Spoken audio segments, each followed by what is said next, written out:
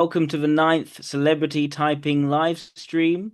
And I'm delighted to see we already have a super chat. Thank you, Isaac, for the recommendation of Jim Starlin. I'll happily get started with Jim Starlin. Also, Isaac, I've managed to read your essay, which you've put together very, very nicely. So thank you for doing that. Yeah, please feel free to have a look through my review if you'd like. I shall send over to you by email.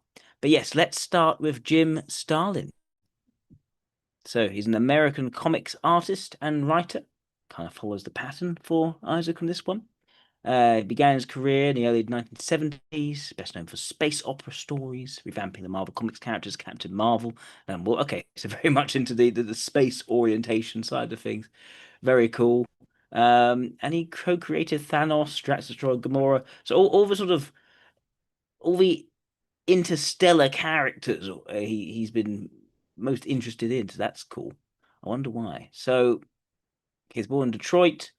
So as an aviation photographer in U.S. Navy in Vietnam. Very cool. After leaving the Navy, sold two stories to DC Comics. Okay. First job for Marvels as a finisher on pages of Amazing Spider-Man.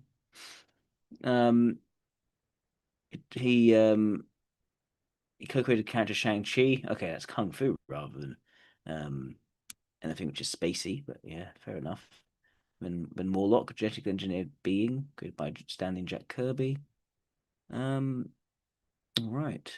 Created as supervillain Mongol. Well, that's another alien. Um, Became the writer of Batman. One of his first storylines with the title was Ten Nights of the Beast.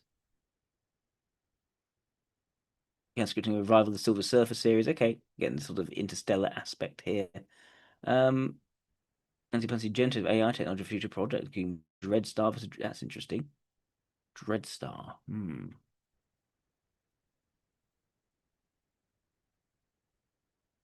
What was Dreadstar again? Let's see what that is. Dreadstar. Hang on. Where he got his own character, Dreadstar. That's what. So this is his character. Okay. So this is a. Okay. So what is Dreadstar about? Okay. So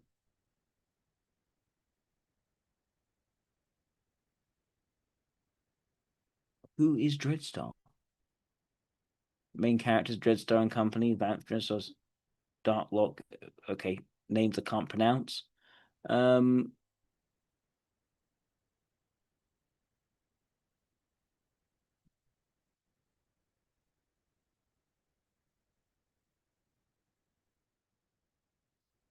Vanth Dreadstar. I gotta look at that. Why is this character so important?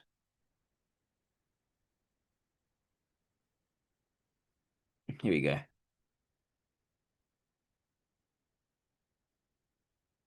Okay, she's another alien. Harsh and frigid world, located in the Vega system, devouring his parents at the hands of snow beasts. Goodness.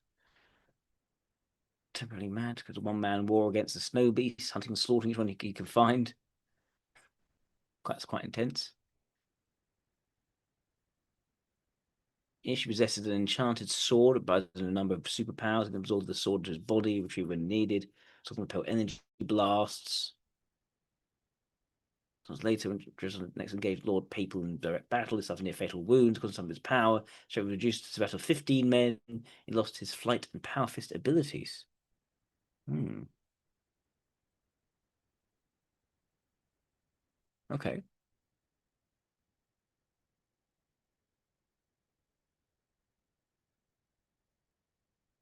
Okay. So quite a tough figure. Clearly, no difficulties in killing things which he doesn't like. All right. Let's see if we can see something from Jim Starlin. Maybe an interview or something. Okay, cool. Biographical interview. Thanos creator, Jim Starlin, Marvel's Avengers, Infinity War. Hmm.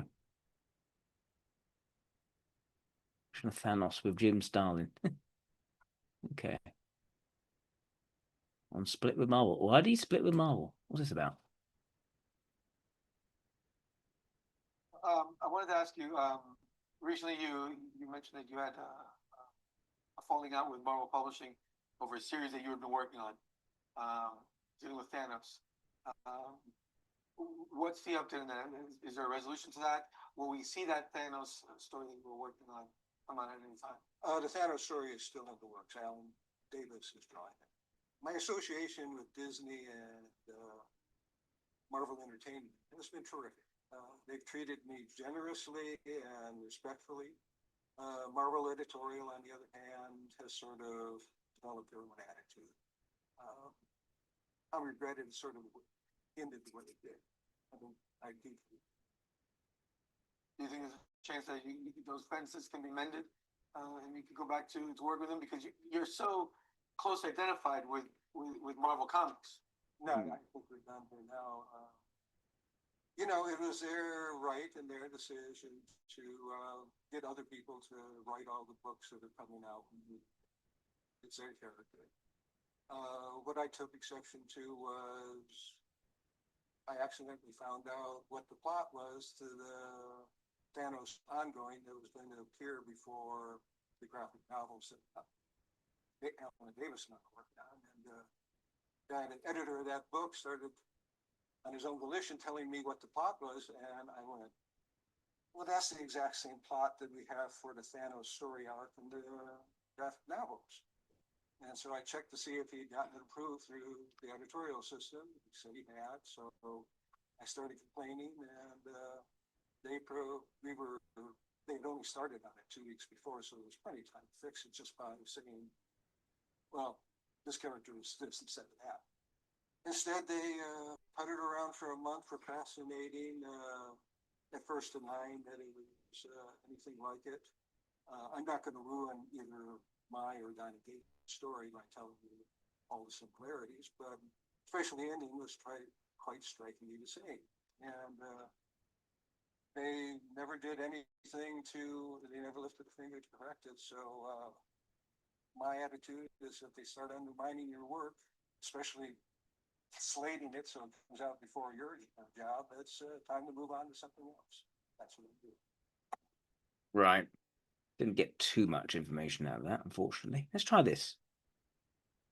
Well, welcome back to the Comic Book Historians Podcast. I have a lifelong creator, author, loud as well, artist, Jim Starlin here, whom I've loved since I was a kid. His Death of Captain Marvel was the comic that showed that superheroes can have souls, and when they die, we can mourn their passing. Jim Starlin, thank you so much for being here today.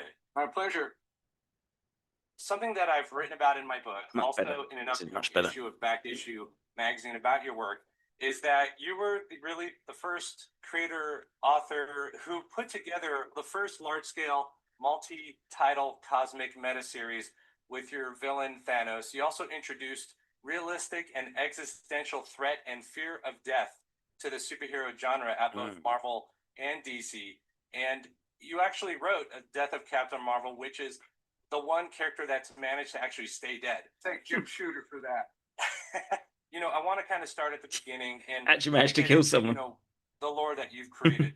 So there's a sense of finality with this guy. From what I understand, 1949, you were raised Catholic, but maybe you didn't stay Catholic. Is that correct? No, I've definitely lapsed. Yeah. 8 years of parochial school will do that. Yeah. And born in Detroit. What did your parents do? My father was a draftsman at Chrysler.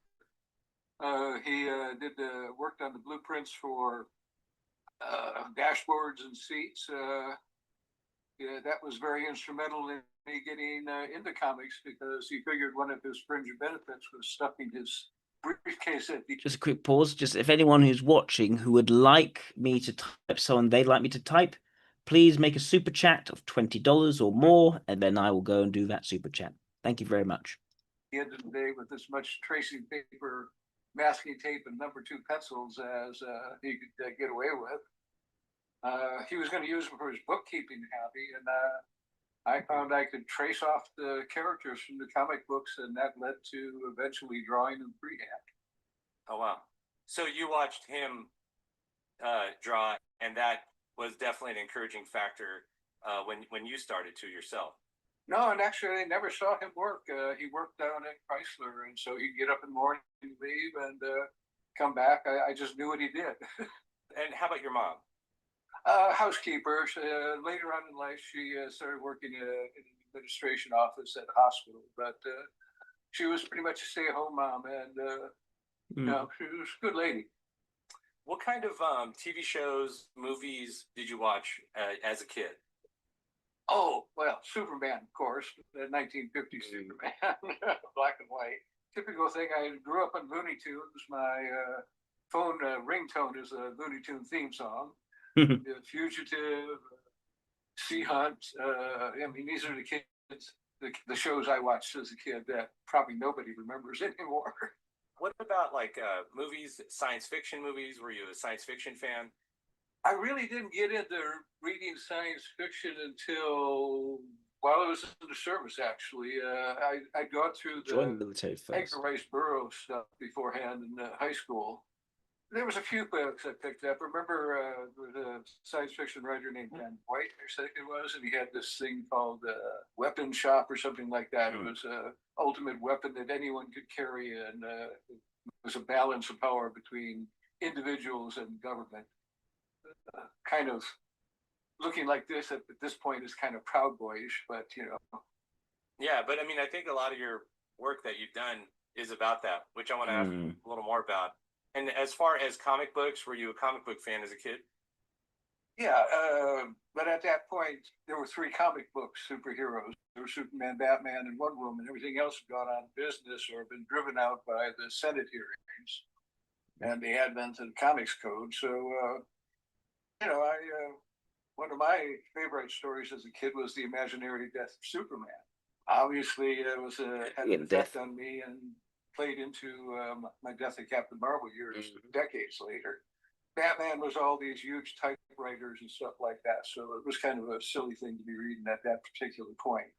The Dark Knight had sort of gone into hibernation, and this sort of silly character with Robin running around was all we had. And Wonder Woman, I vaguely recall, because it had this really nice art by Ross Andrew. That's interesting, that imaginary death of Superman affecting you as a kid. Had you encountered real death at that point, or was it really that comic that really made that initial interest for you? Important. There were some deaths of relatives that I barely knew. I just, if I was 8 years old at that point, I'd have to look up what year that came out. But no real death. The Death of Captain Marvel was more inspired by my father's passing from cancer. And that happened only 6 months before or something like that. When we get to that part, I want to ask about that, because I interviewed Jim Shooter, who had mentioned something about that as well. So then, as far as Marvel, Kirby Ditko, you were reading that stuff then in real time as it was coming out? Oh, yeah. I was reading the monster books, and then when Fantastic Four came out, I started picking those up and running down to the drugstore every Thursday on my bike to see if I can get them as soon as they came out before they disappeared. The stuff that you're reading, monster books, the early heroes, Marvel superhero stuff of the 60s. If I were to put like a 1 to 10 as far as, who really kind of grabbed you, what would you say?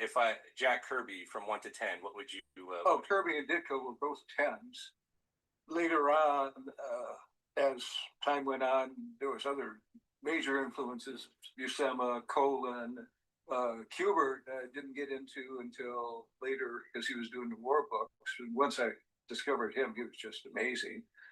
Carmine Infantino, Gil Kane on the Green Lantern. These were all inspirations.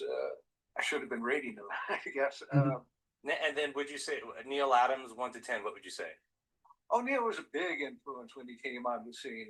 He came in much later, and he was doing something that was completely different than anybody had been doing. He brought the Dark Knight back at the Batman stuff, million covers over at DC. He revolutionized the business at the time. When I came into New York around 71, 72, just to give a sense, everybody was trying to draw like him. I'll give a sense of my impressions so far. So I think that this is someone who is quite comfortable with finality. It's interesting that small interview where he was asked why I'd left for Marvel. Well, there's no coming back from this now. There's no keeping things open. He sort of pretty much closed the book on terms of him working for Marvel ever again. And it's interesting that death plays such a role here in his writing the themes which interest him. I'm already inclined to offer a very, very provisional typing of ILI, but I'm not nowhere near set in that just yet. I like to see more. But my impression at the moment is ILI. He had people up the studio, Alan Weiss, Howard Chaykin, others. They were started off as little Neil Adams clones. Like I was the Kirby clone. Yeah. Oh, that's cool. What about Steranko? Where was he at? Steranko was up there, more for storytelling than anything else. He tended, especially in his later issues, to get very good on cinematically telling the story rather than writing it all out. There's a story I read that you had stopped by Ditko Studio when you were young. How did that exactly happen? Tell us about that. We came to the World's Fair in New York, whatever year that was, 65 or something like that. I was 16, I think it was. And I got on the phone and started calling different people that I found in the phone book. Ditko, Thomas Kirby, and somebody else. I got Carmine on the phone. He answered and then pretended he wasn't himself. No, he's never here. And only years later, I realized this when I actually met Carmine and went, God, I remember that voice, even years later. But Ditko was very cool. He said, where are you at? And I said, I'm only a couple blocks away. I was in Manhattan itself at that point. And he said, okay. And he was coming to the end of his Spider-Man run at that point. And he invited me up and showed me a lot of things. He had all these notebooks that had drapery. He had done, he had that really calligraphic style of inking and that. And any arm that needed a fold illustrated, he had it in these notebooks, and he would just go and, it was a real assembly line. I mean, that's what they were back then in the States. You had to get a book out. You just had to get the book out. There was no missing deadlines back then. And so he spent a couple hours with me, and, if he hadn't been my major influence before, he certainly would have been that.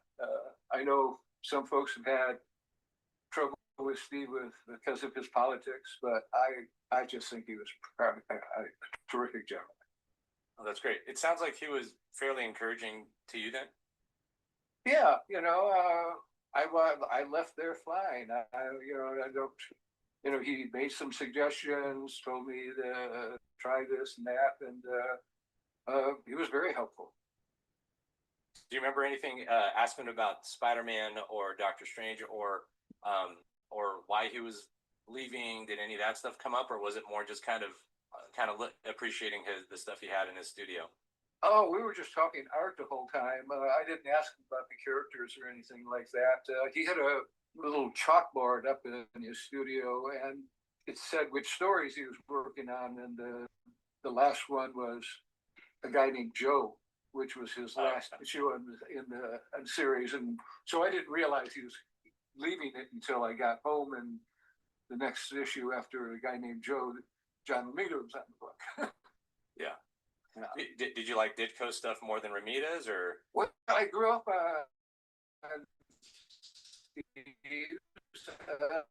when I first started working up at Marvel. I worked with John on Spider-Man. I was doing layouts for him because he was behind on his deadline. John pounded into me how to get those webs right, and I admire John's work, but it was Ditko was Spider-Man as far as I'm concerned. I always, for years later, yeah, that's cool. That's kind of was like your homage to Steve. That's really great. So now, tell us, were you when you served in Vietnam? Were you drafted? How'd that work? I joined. I joined the Navy because all my friends were joining the Navy and they were getting sent to Great Lakes, getting stationed there. And they were coming home on weekends. I thought, okay, if we're going to do this, let's do this. So I joined up, and 3.5 years later, I finally get home. Okay, that's cool. That's great to because I know I have some friends that when they were kind of 18, they just kind of joined the Navy, and I totally understand that. Didn't serve in Vietnam. I served in an intelligence outfit in the Philippines. I was working in a photo lab mostly. From what I understand, it's been labeled as aviation photography. What kind of imagery were you kind of dealing with while you're there doing that? A lot of shots of craters. We developed this film, and there would be it looked like the moon. What was your impression of the Vietnam War while you were kind of in that field there? At that time, while I was in the Philippines, I wrote a story, a comic, wrote and drew a comic for Texas Trio called The Eagle, which had a very heavy anti-war stance. I made the mistake of showing it to some other people in the barracks, and I caught a lot of shit for this. But that's another story entirely. Right, the extra ethics not quite there. Material that you did. I've looked at a lot of that stuff, and there was one called Doomsday. There was one called The Miracle, and there's definitely like death explorations in this stuff. And I know by the late 60s, early 70s, Janis Joplin died, Jimi Hendrix died, there was Manson family, murders. The Vietnam War was taking its toll on the country. Martin Luther King and Robert Kennedy Jr. Yeah, all that was happening. It was a pretty socially traumatic time. Did a lot of that weigh into kind of what you were expressing there? That had factors. I mean, everything, if you're really wanting to be an artist, everything that comes into your life gets into the mix. Movies, events, conversations, all becomes part of what you're doing, what you're thinking. No clear or sharp distinctions. Not only was the environment a factor in it, but also what I was reading at the time. In a photo lab, they had paper that would run out of stock. It was time would expire, and it was 11 by 17. It was perfect for drawing comic book pages. So I grabbed it all up and kept sending in samples to Marvel, mostly Hulk stories because he was the easiest one to draw. And they don't always turn me down, but eventually Herb Trimpe sent me back a letter saying he really liked my Hulk, and that was very encouraging. That came out of the blue, and that probably was a big inspiration for me to finally, after I got out of the service, to pack a couple bags and head to New York and try. That's cool. I got to New York, and folks like Weiss and that were turning me on to Joseph Campbell and Wilhelm Reich and Castaneda, just different people who were different head trips and looking at the world differently. And when I came in, all the 1940s artists were sort of retired, and there was a big influence of young people about my age coming through. Howard Chaykin, Simonson, Milgram, others that I've spacing out here. There was a whole influence of really good artists coming in at that time, and we bounced off each other, and we're influences in different ways. Yeah, it was within that creative soup that you were kind of gestating a lot of your ideas, it sounds like. Tell us about meeting Roy Thomas, entering Marvel. Like you said, you did layouts on Spider-Man, and you also worked then on Iron Man. Tell us about like that transition when you went off to New York to kind of be a comic guy. I had sold two two-page stories to Joe Orlando for his mystery books, House of Secrets, House of Mystery. I need something summative. Let me see if I can find anything. And I'll go back to this, if not.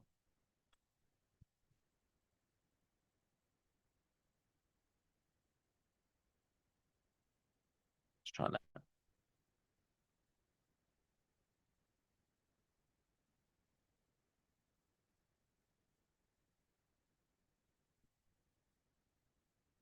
Biograph image review Batman 18, no.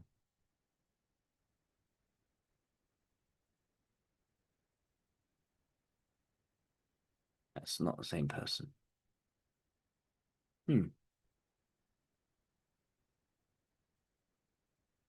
It's all just interviews, it's not.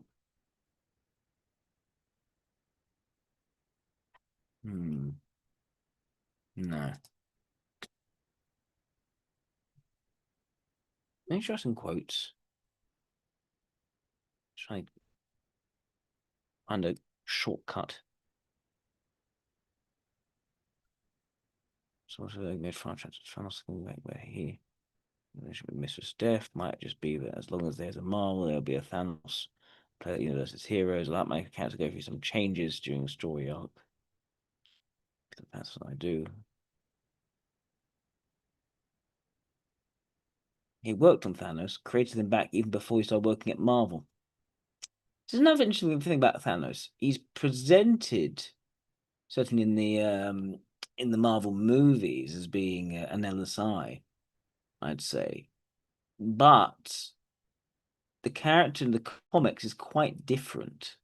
He's very much driven by his relationship with death. Because it's death again, isn't it? Always death.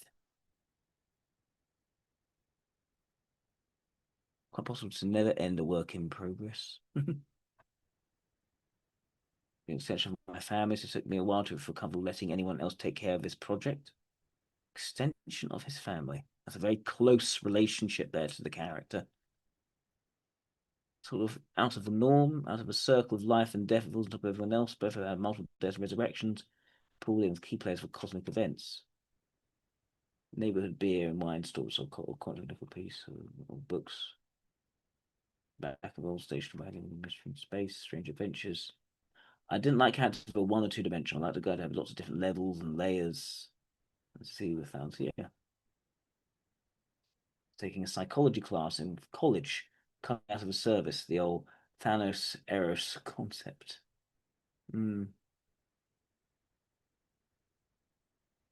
Basically three Thanoses.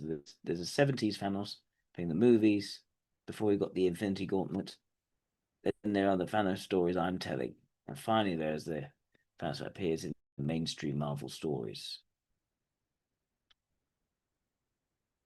Okay, so what version of Thanos was Jim telling?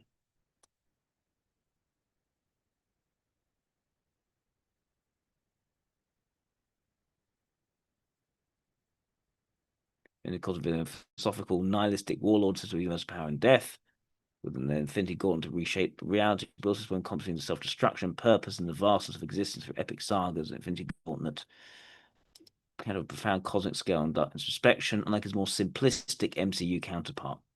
Yeah. I had to sit. Let me watch this. It should be interesting. How do I get to this? There we go.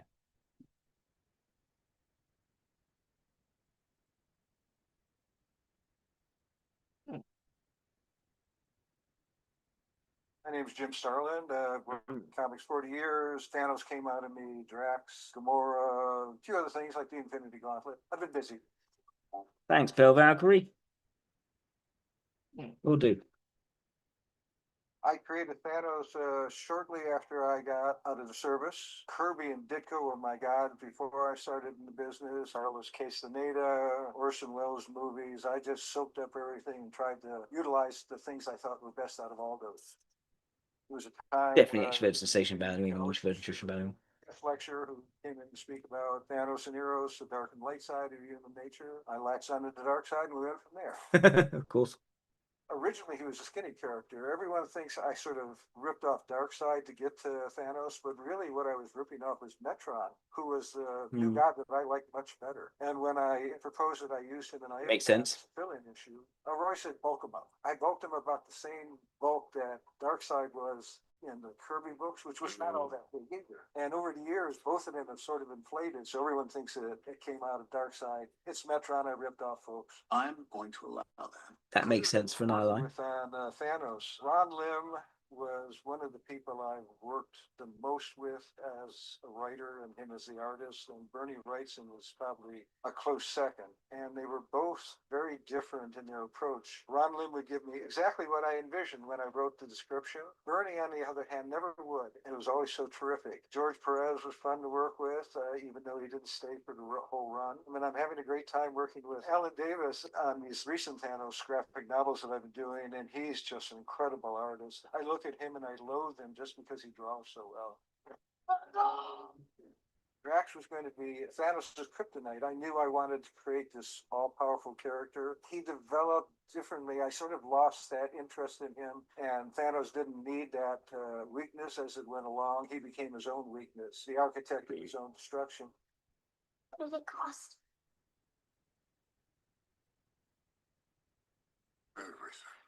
And Drax drifted for a long time. I eventually brought him back in the Infinity Watch and brain damaged him and found him a much more interesting character that way. And I think it's that character and the modern day visuals that they have for Marvel Oratorio that are sort of the mix that David Bautista put together for the films. See, you just told everyone your deepest, darkest secret. Dude, come on. I think you're overreacting a little bit. You must be so embarrassed. Actually, Drax was a bit of a ripoff too.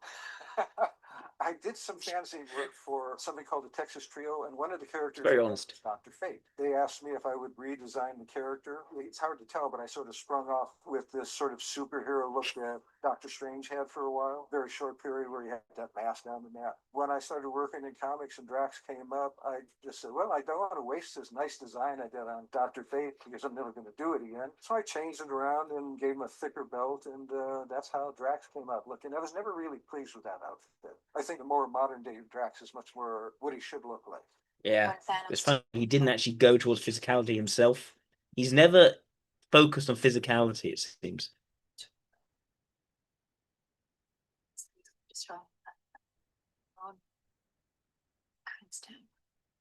Gamora was an answer to the fact that the Warlock series was sort of a sausage fest. Her design is a little strange because I wasn't sure what to do with it visually, and I one day went over to Alan Weiss's, a fellow cartoonist, studio, and he did a lot of photorealistic work. Not good the visual. He's not visually, he's conceptual. I came across this woman in a leotard with this long dark hair and said, that's kind of cool if I put a couple of skulls here. Strange thing was that Death. Skulls. Maroto, he actually obviously looked at the same pictorial, and about the same time that Gamora showed up, this character in one of these eerie comics that he drew, same outfit, very noticeably the same character, same inspiration. And I am not some story-eyed waif here to succumb to your comic sorcery. How has Thanos changed since I first started him to what he's become now? Well, most of his changes over the first 20 or 30 years were my doing because I was, for the most part, the only person who ever did anything with him up at Marvel. People used to think that I was coming over to do a Captain Marvel series, or a Warlock series, or a Silver Surfer series, but basically I was coming back to Marvel to just do another Thanos story. Since then, I haven't really paid any attention to what's been happening with comic book Thanos, so I can't comment on that. But movie Thanos, I think they did a wonderful job. The only thing, my only complaint is they brought back the weapon that he had inside the second movie, which is from the Thanos helicopter.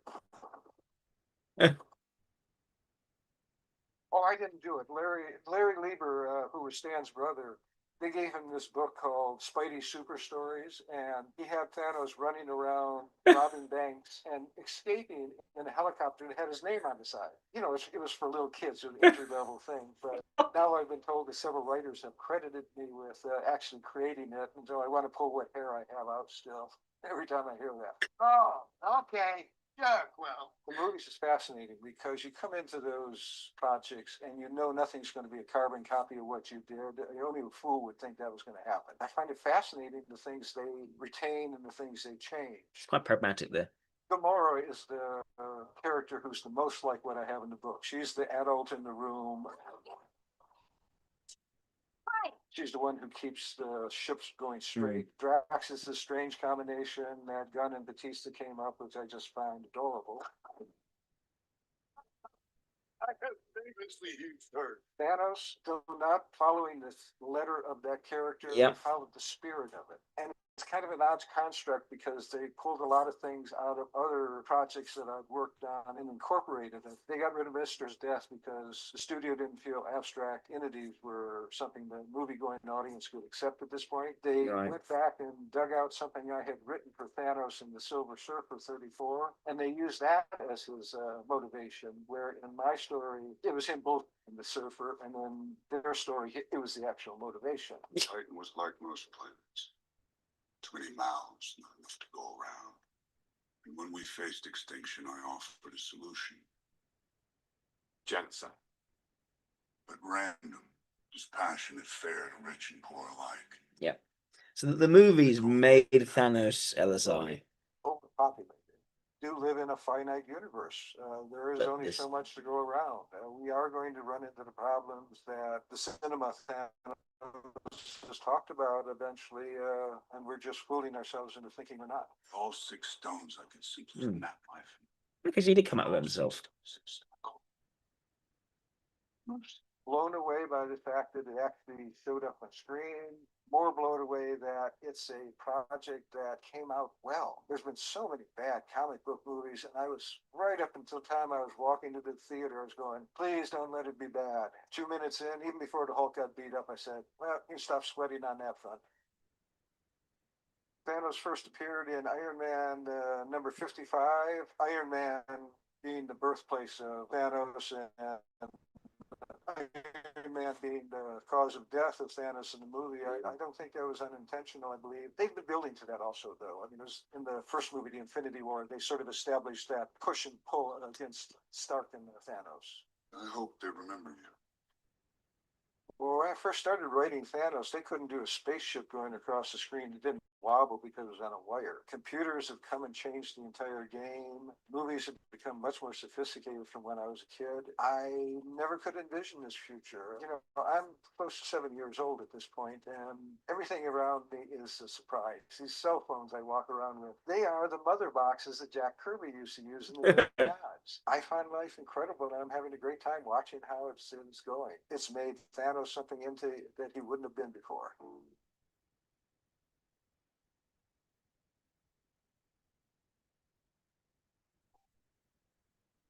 Okay.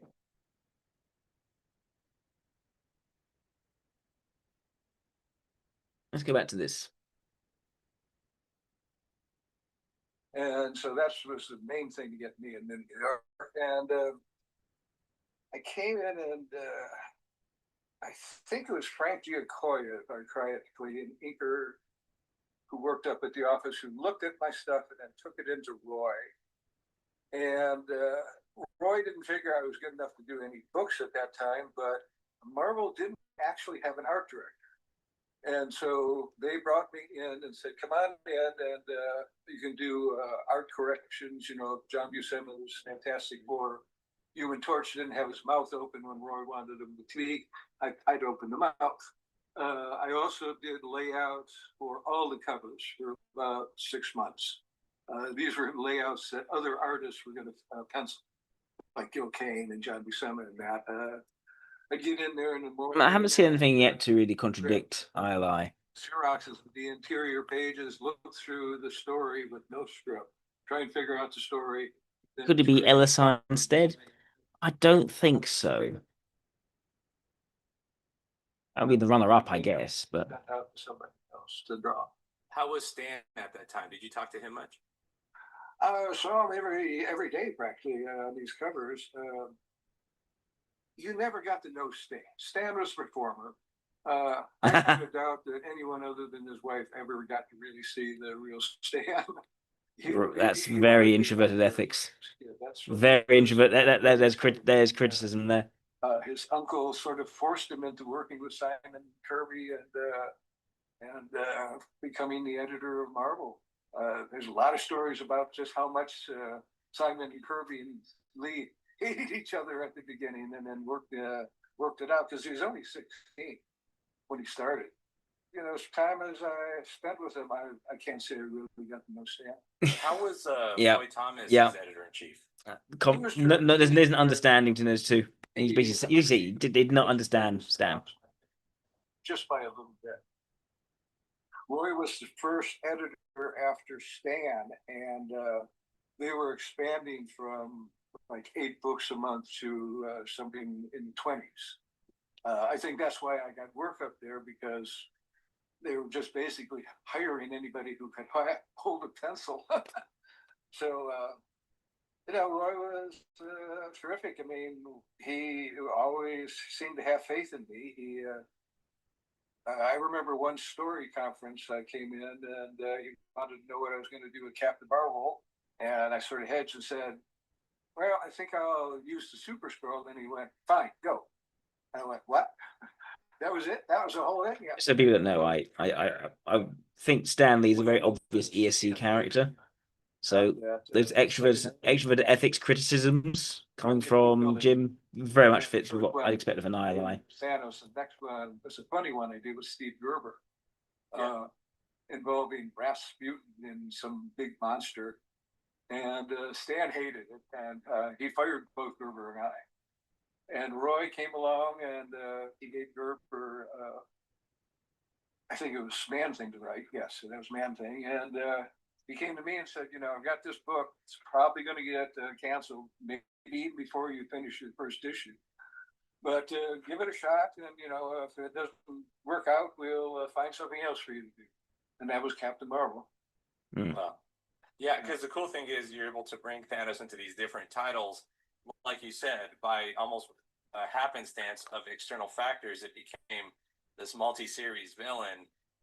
But he basically, you had him follow you, of course, because you created him. But what an amazing accident that kind of turns into. Well, it took them a while to realize that when they were hiring me for Captain Marvel, Warlock, or Silver Surfer, basically they were hiring me to do a Thanos job, and eventually just said, "Okay, go off and do Thanos." Yeah, that's great. Well, he's the best Marvel villain. So. Just to reiterate, what I mean by Marvel being different to how Jim talks about Thanos. Thanos in the movies, it's just the need to rebalance the population by genociding half the population, but at random. That seems to have played a role in Thanos in the comics, but not the key focus. The key focus for Thanos in the comics is his devotion to death, who is portrayed as a woman. It's almost Heathcliff-like in Wuthering Heights. This deep obsession in the pursuit of this woman and becoming more powerful and killing in her name and that sort of thing. It's very relationship oriented in a sort of cosmic, abstract way, which suggests to me introverted intuition and introverted ethics are the key drivers, and is focused on sort of creating sort of multi-layered characters which still have a sort of power motivation, but he himself focuses on the mental aspects rather than necessarily the physicality and bulk of the character. Watch a little bit more, and I think we can call it a day. So thinking I lie. Doing Iron Man, as far as like storytelling, Jerry Conway killed Gwen Stacy and Submariner's dad in another story. Stan Lee killed George Stacy. Roy Thomas killed Norma in Submariner. So there's death, kind of all around. But you did an initial story with Steven Skates, and it looks like it almost predates the mainstream Marvel death figure that you made. But it was in Journey to Mystery Volume 2. It was a story called "You Show Me Your Dream, I'll Show You Mine." Do you remember doing that story? Did somebody else? Did I do layouts or little pencils? Well, it's interesting. You did the pencils, and Steve Skates is credited as the writer, but the storytelling back then, it was kind of a mixed creation. But it's interesting because you actually draw a robed figure of death, kind of like laughing at the end. And that's the one that I think Mike Plume. Yeah, I vaguely recall the story. I did a couple of, I did one love story and a couple of things for their horror books before they let me do Iron Man. So those are kind of vague. I remember the love story more because it had Tom the truck driver, Dick the Dude, and I'm going to try and see him talking about Dreadstar. By Gary Friedrichs, as I recall. About that is that. I need to even get to him talking about Dreadstar.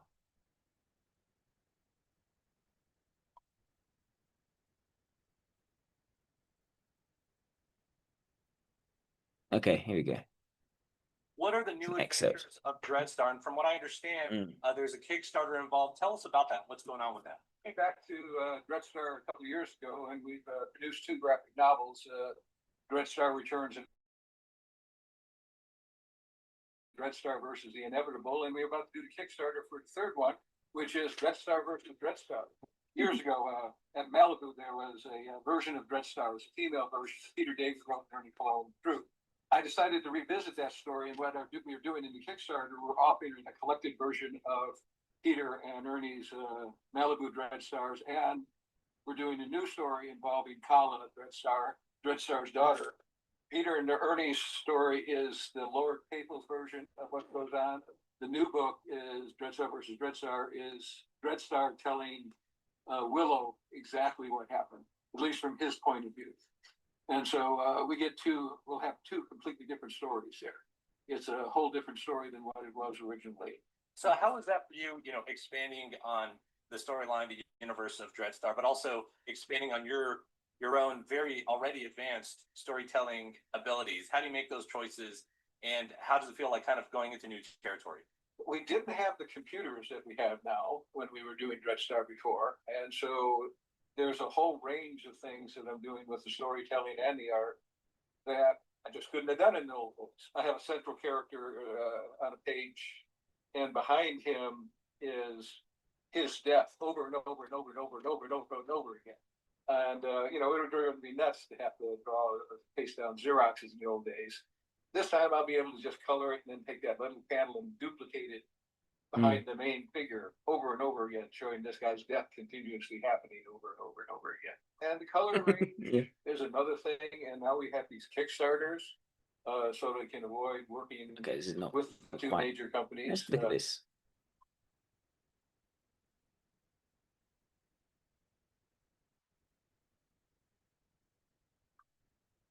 Jim Starlin has made a career out of writing and illustrating cosmic space opera stories. For example, there's his run on Captain Marvel and Warlock, and the multiple Infinity Stone or Thanos-related miniseries. But out of all the stories he has written, Metamorphosis Odyssey and the continuing Dreadstar series are quite possibly the most epic and the most cosmic of them all.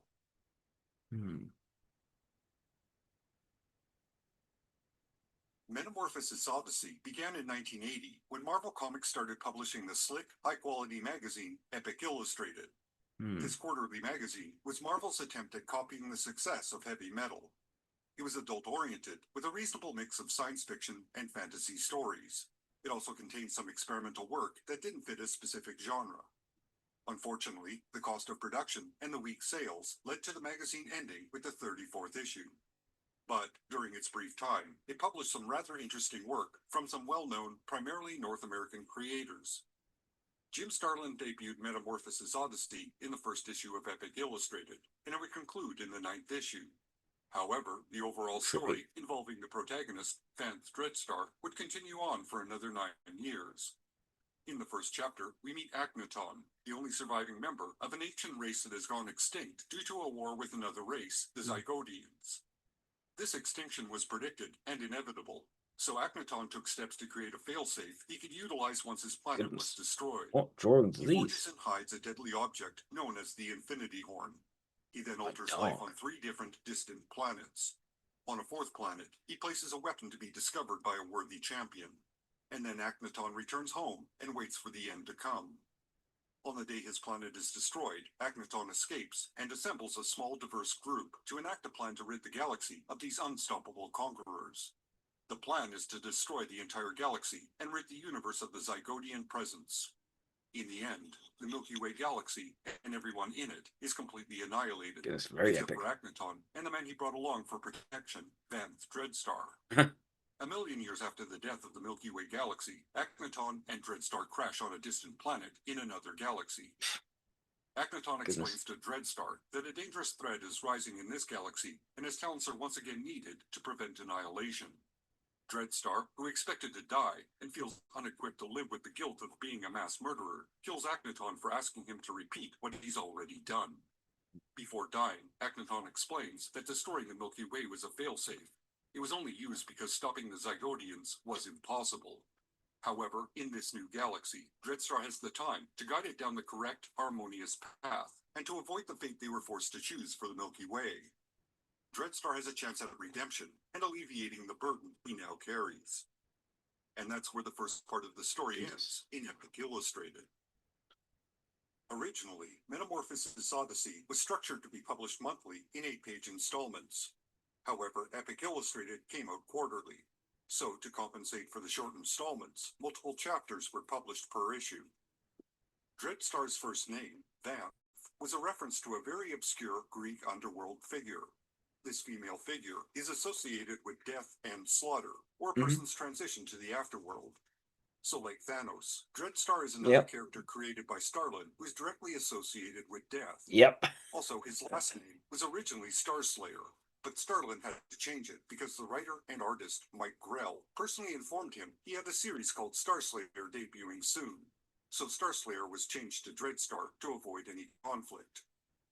Starlin worked from photo reference for at least the early part of the series. The artist, Val Mayerick, was the model for Akhenaton. Starlin himself was Dreadstar. In an early interview, Starlin identified himself for Dreadstar. Interesting. An editor at DC. However, in subsequent interviews, Starlin claimed Juliet was Lynn Varley, the talented colorist. Frank Miller was the model for Juliet's father. The artwork is some of Starlin's only painted work. It begins in black and white, which evokes the feeling that events happened in the past. Although, this approach may have been done for practical reasons. Since it was originally done in 8-page segments to be published monthly, it could be Starlin developed this for an undetermined monthly black and white magazine. Although I couldn't confirm this while doing research. But it seems like a possibility, considering the variety of black and white magazines being published before Epic Illustrated became an option. The art was actually done on gray paper stock, with white and black areas added with a fascinating style for a comic. A very distinct look. It's very distinct. Unfortunately, Eerie. of it were somewhat muddy, and the white lettering on a black background was not always clear. However, reprints of the material, especially digital editions, do make the artwork shine. These black and white portions are some of the best artwork Starlin has produced. His innate style, mixed with photo reference, just works. It does. The fully colored artwork is less successful. Overall, it doesn't seem like Starlin was confident in his painting ability. In some places, especially later on, some parts look rushed, and it seems obvious he had stopped using photo reference. The lighting becomes less cinematic, with harsher shadows. The color palette is equally stark, resembling, at least in spirit, more traditional comics. While highly coincidental, Metamorphosis Odyssey visually transitions from an adult underground series to looking like a traditional mainstream story. Considering how the series will develop, this transition from a cinematic style to a more traditional color scheme is very appropriate. Starlin has said the story was intended to express some thoughts about the Vietnam War. If it is an allusion to that conflict, it's so subtle that it's imperceptible.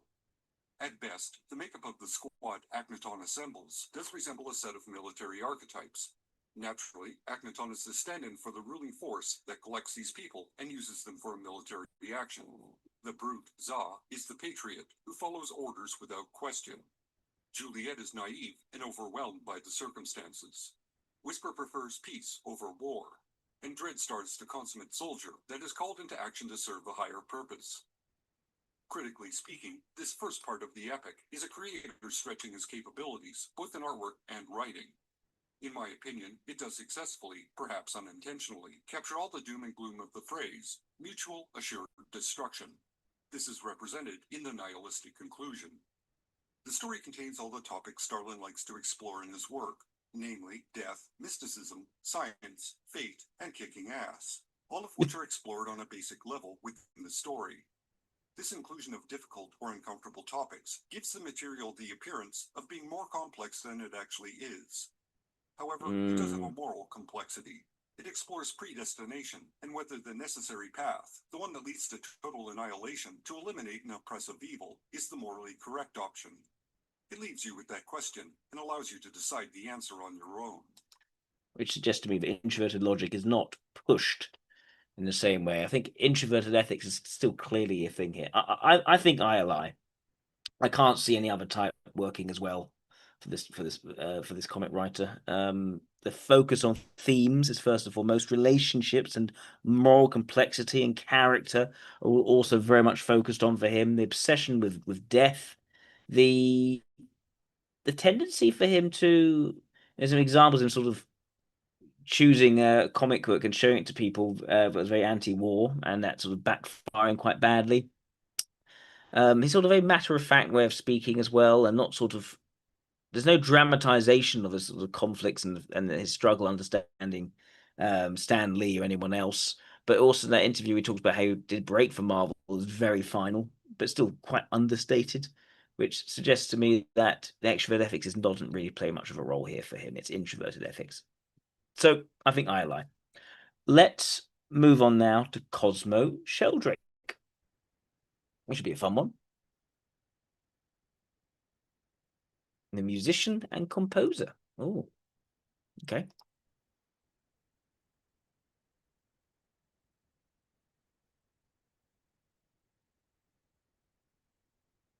Oh, he is the brother of mycologist Merlin Sheldrake. That's where it rings a bell. Fascinating. Hmm.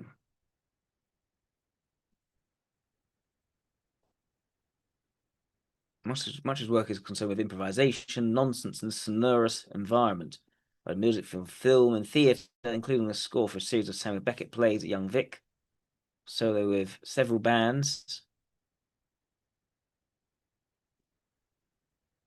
Cosmo Christopher Sheldrake. Let's see.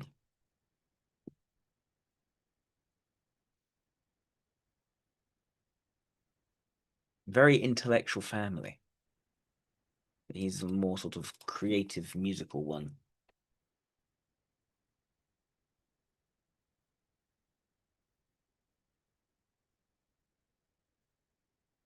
What's this?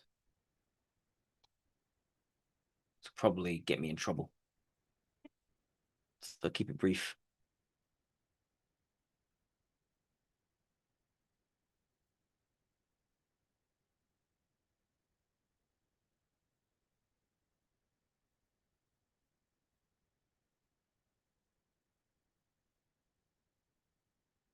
Does the swallow dream of flying?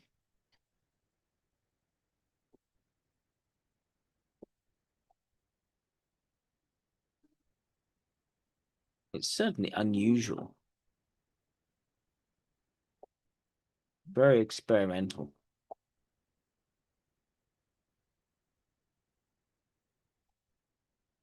Ooh. That's the swallow beating of fire. As it sleeps on the wind. Almost hypnotic.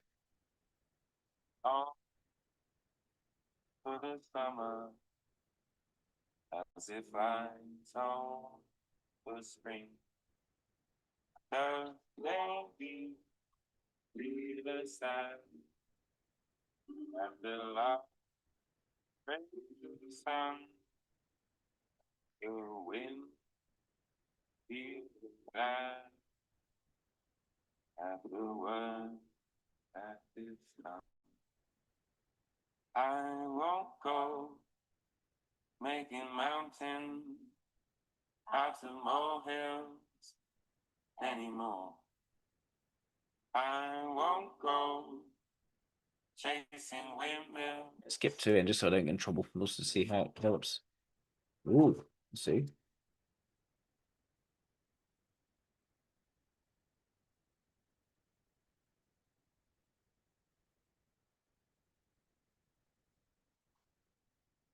Lots of interesting sounds.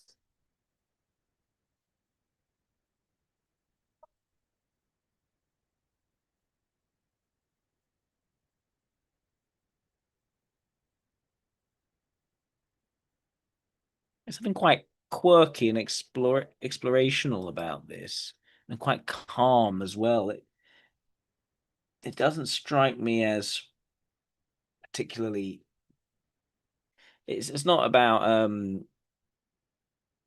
direction or sort of kinetic energy in music. It's more. It just seems very exploratory. Should find an interview. That's Merlin Sheldrake, right? See if I find the interview with Cosmo.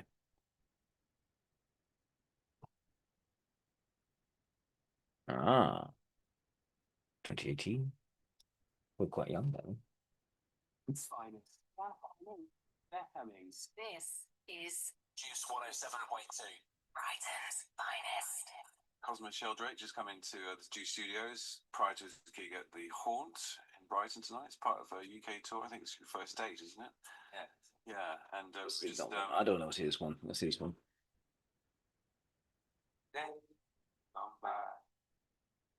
Hello, Cosmo Sheldrake.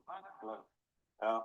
You write and play music for a long time. You already published singles and EP, but how did you prepare this first album? Did you have a precise idea? Is that something you want to achieve with it? Not really, no. It's sort of it just evolved along the way, really. Yes. Yep. I guess I've been making that for about 3 years, and I mean, my ideas of what it was going to be are very different to what it's become. It just grew kind of organically. This didn't grew organically, and then at some the point, world accepting type. That. Thought it looked like an album as one big thing. Yeah, I definitely did, and as you know, as I made, as I got over about halfway or something, then I started. I was always had this kind of collection of things, and they'd start to cross-reference and refer to each other, and some of the like lyrical ideas or thematic ideas would things would pop back up again, and so yeah, it's always felt like I've been making one thing, but yeah, just in pieces, I guess. And, not much structure to that.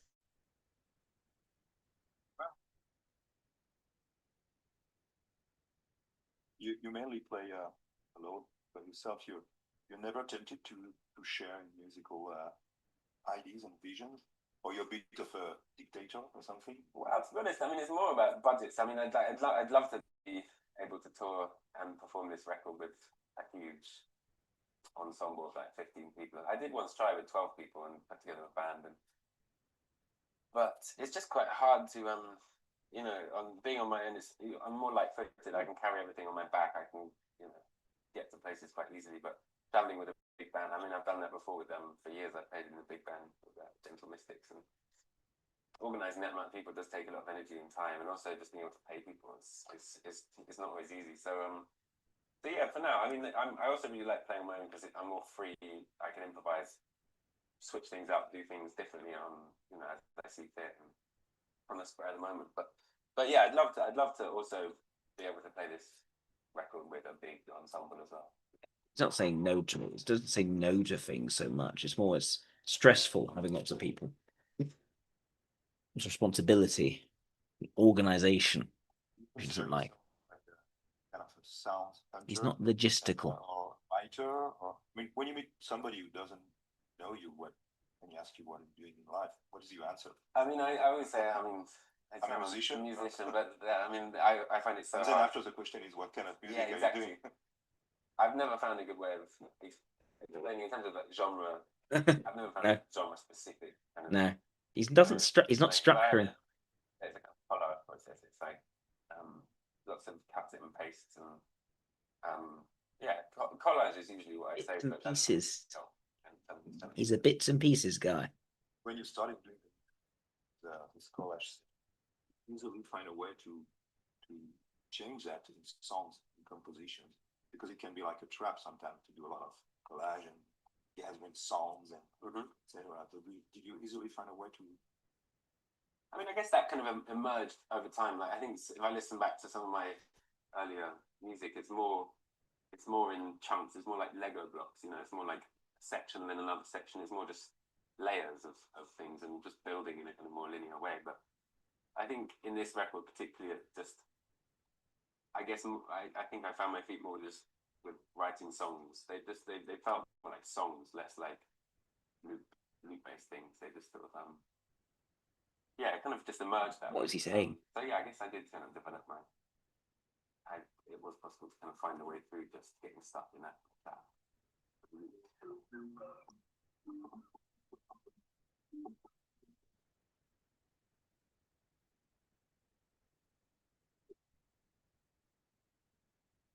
all these quirky sounds he writing uses.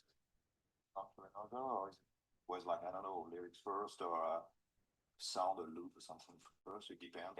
It's often different. I mean, It's not methodical at all. I don't have a particular methodology exactly, but Yep. I mean, generally it will start from a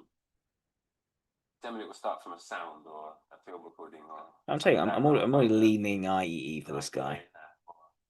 A rhythmic idea sometimes, or sometimes a melodic idea, and then it would just build. I find once I've got something there, I find it very easy to think, what should happen next. The hard thing is having an original seed, basically, but lyrics generally come later. I mean, I generally will write vocal melodies and then lyrical ideas often last, but not necessarily. I mean, I've written some songs lyrics first, but generally speaking, they'll come last, and it feels like they kind of fall out of the music. Here we go again, we go again. Here we go again, we go again.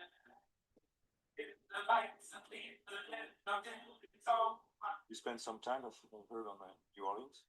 Yeah, which has a great musical tradition there, which is very different from the English one. Absolutely. What did you learn? What did you?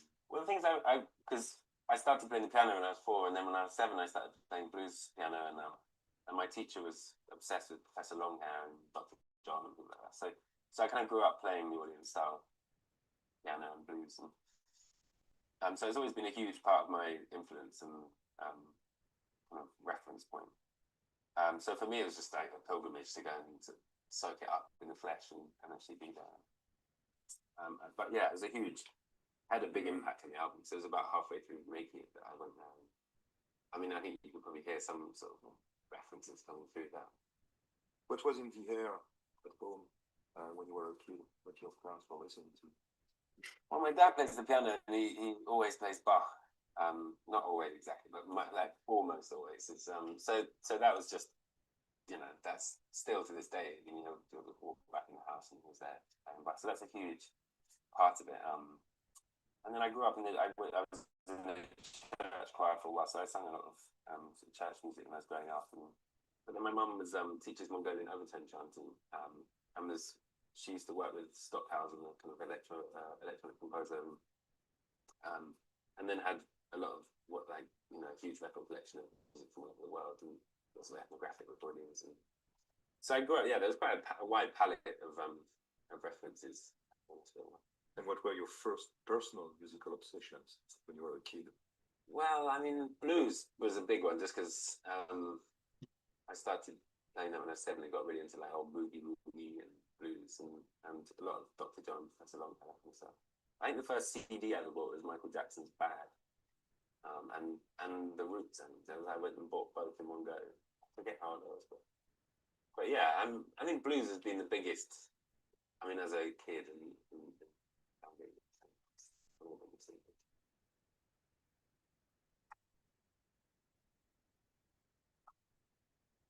And about playing instruments, I mean, you play many instruments, Yeah, a few, yeah.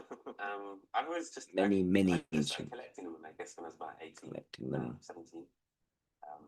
I started playing the guitar, and There's a lot of variety in what he does. Huge amount of variety. Just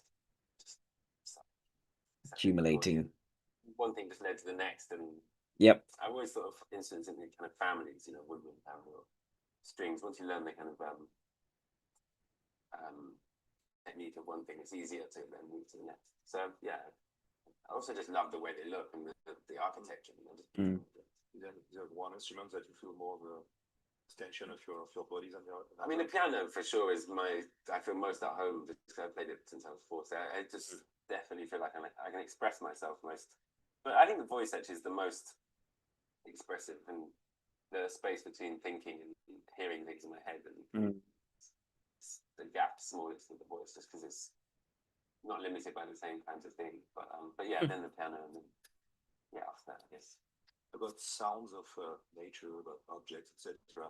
Do you always like a recorder or something with you? And he doesn't strike me as calm. Often, I used to more. I mean, I'm someone who's very whimsical and embraces a hypnotic quality in his music. This guy's experimenting a lot, trying lots of different things. I don't get the sense he's grounded. He doesn't strike me as grounded at all.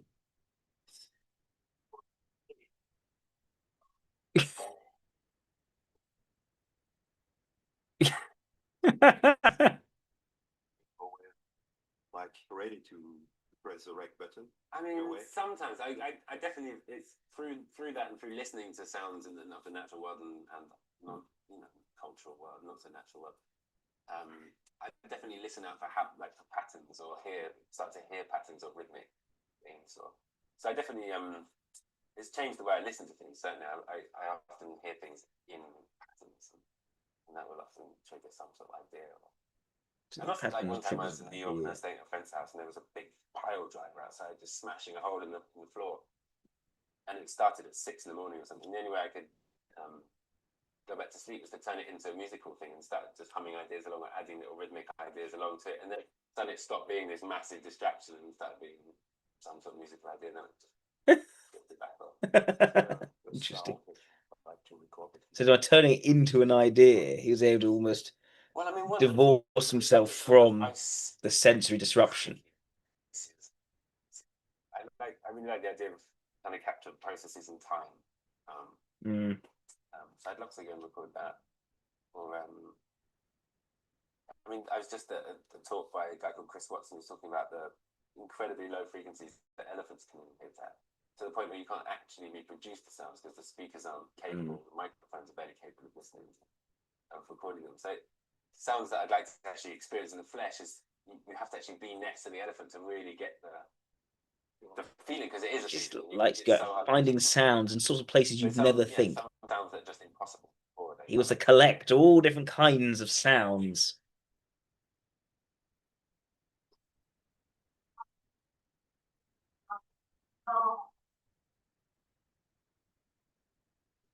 Oh, this one. The power of perception. A polyphonic wake-up call. Multi-instrumentalist musician. The multiple, the variety is the key thing here. I'm going to mainly be improvising. But improvising, incorporating sounds from both it's all open song, but also lots of aquatic sounds. Anything can happen. Cetaceans and fish, among other things. I think I'll just play a piece and then I'll start explaining a bit about what I'm doing. Actually, I'm going to introduce some of the sounds because I think it helps.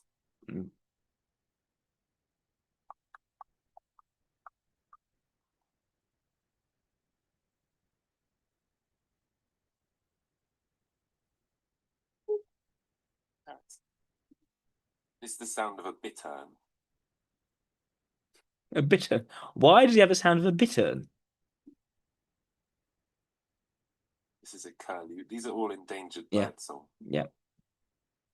Why endangered birds? It has to be as out there as possible with which birds. It's another curlew.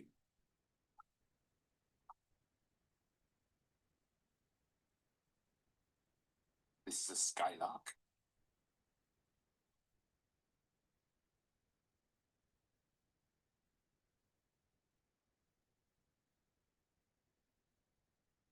This is a raven that was recorded by Bernie Krause in Algonquin It's National improvised. There's no plan. He does not structure it. He does not set out how it's going to be. He's not interested in any of that. He wants to keep it all open. It's a cuckoo. Yeah, because why not? Exactly.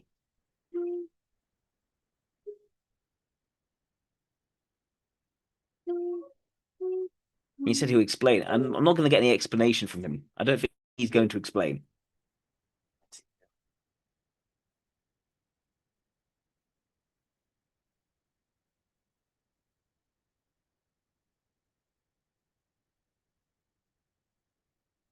Short-eared owl. Another short-eared owl. Anyway,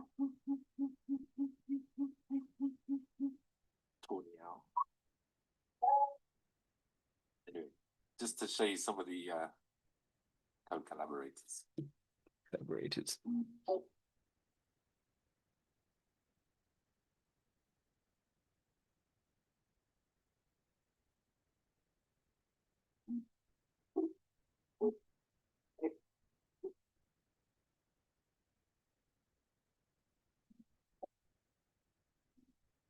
Yeah, fascinating person to look at, Shelley.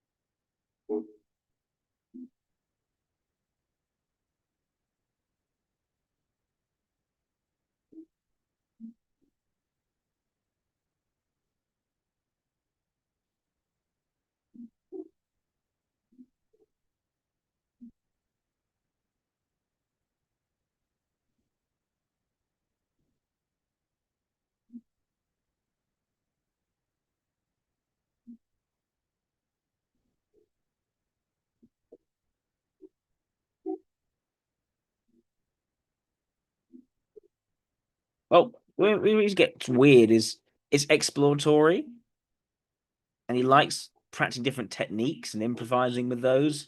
But there's just no structure. There's no narrative. There's no sense of this is what it is.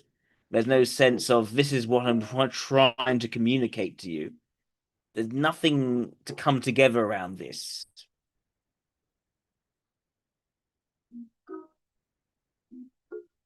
It's just sort of a free experience.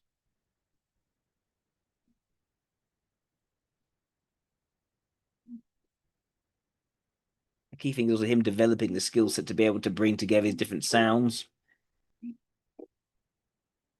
and layer them the way he's layering them.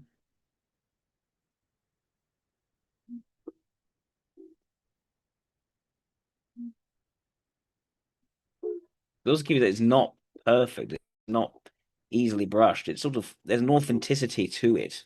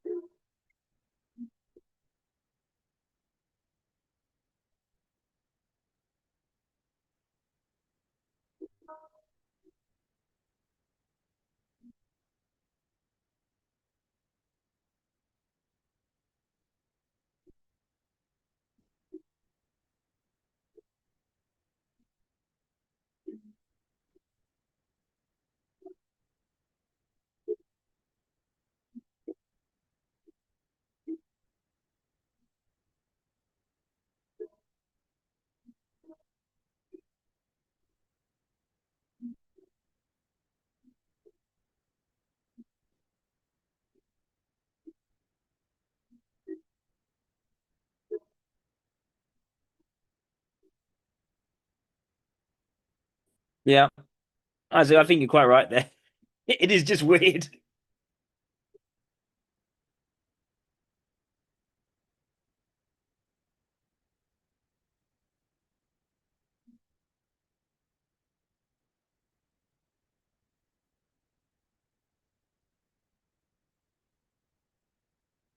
I can skip a bit further. Here's an explanation.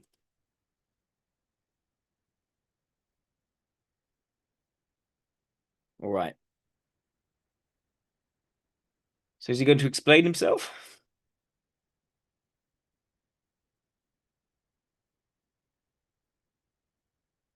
For me, when I think about birdsong, one of the things that helps me understand how to listen to it and how to think about it is this idea of polyphony. And it's certainly when the thing that got me into, I suppose, opened the window or the ears to What does he really say? thinking about birds was just one time at dawn, just listening to the dawn chorus, and it hit me suddenly. Just this wave, just all at once, the density, and also the sense that Density. it just went on for as far as the ear could conceivably hear. There was no end to it. There was no the depth was just astonishing. He's trying to put this into words, but it's very difficult for him to put it into words. But how it made him feel. One of the things I try and do when I listen to birdsong is try and listen to them all at once, which is hard to do. Humans are. And listen to all birdsongs all at once. The way that acoustic biology has been practiced. Or, just there's no. He does not connect things together in his head. It's like how ecology is just having its moment now, because people realize that you can't just look at one species without realizing they're all connected, whether through fungal networks or just in everything's connected, but he doesn't quite know coexistence. And it's the same with sound. And, yeah, it means something to it. It means something to it, but there's no it's been overlooked criteria. How acoustic ecology, using sound to understand the health of an ecosystem, can be a really powerful tool. Health of an ecosystem. More powerful than he likes to do. We should do good, healthy ecosystem things. There's the introverted sensations in there. It's forested ecosystem, for example, where you can't see very far in front of you, but you can. He doesn't see himself as someone who's going to explain and make sense of what this is all about. A healthy There's no real has a healthy polyphonic soundscape, where animals will leave room for each other to sing in a rhythmic sense. Animals will leave room to each other to sing, but also in a frequency sense. So they'll leave each other frequency bandwidths. So crickets will sing up here, and then birds here, and then all the vocalizations kind of can exist, coexist in this dense polyphonic song. Right. So, hence why I suppose the title of the thing was something to do with polyphony. And I guess for those who were here for the last panel, I just want to play one extraordinary example of. There's a place for each of these different recordings. He wants to find a place for each. Some painted wolves in Zimbabwe that I encountered through watching a David Attenborough show, and they're matriarchal wolves, and they lose their quotes from him. Matriarch, and they come together and they elect a new matriarch by singing this polyphonic song, this kind of whooping song.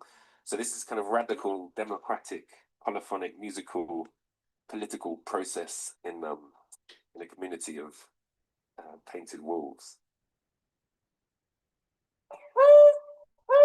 The dichotomy between nature and culture is a pointless one. This song, they'd elected the new leader. So to get to the heart of the problem, we need to address that separation. Is one of the most primary ways of waking people to sincere truth. Okay, a watermark of the environment. No space to sing. The pollution was systemic. Logging can destabilize the whole relationship. The goal of the music to reanimate things. The musical thinker and the lyrical thinker, and lyrics have been a recent addition. I need to set poems to music. I find it hard to write lyrics than I do to write melodies and music. It's about a feeling. Maybe it's about a feeling. It's not about the structure of meaning. Which is why we speak. It's hard for him to explain himself.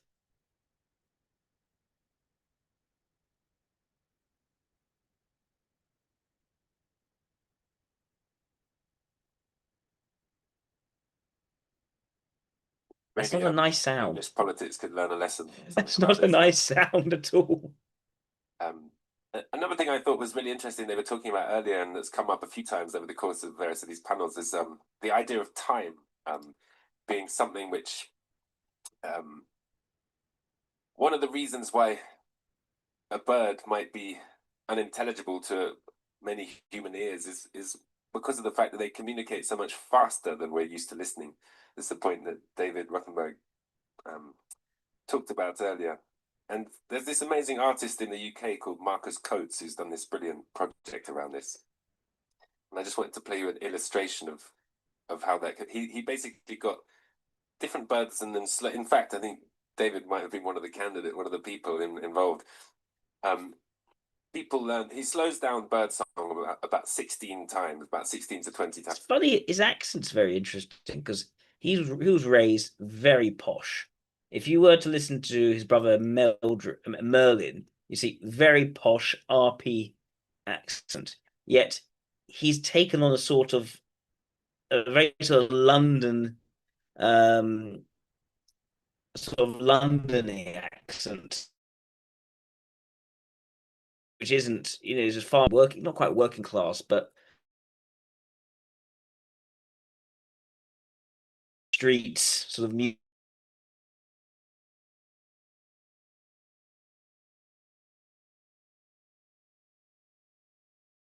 art in London. It's hitting that. Times, Who he is too, at the slower speed. what the And sort of then he actors he's films been around them in singing this later song, life have been. and it Later speeds the video and the sound back Since up, his so they get upbringing. higher and faster. And the human, not only does it sound like that bird, but I mean, I've watched David become a bird. The way his head twitches and his breath moves, and you start to realize that time is actually one of these things that is maybe the most othering thing between us and certainly birds, and I bet a lot of other animals as well. We just operate on different time zones.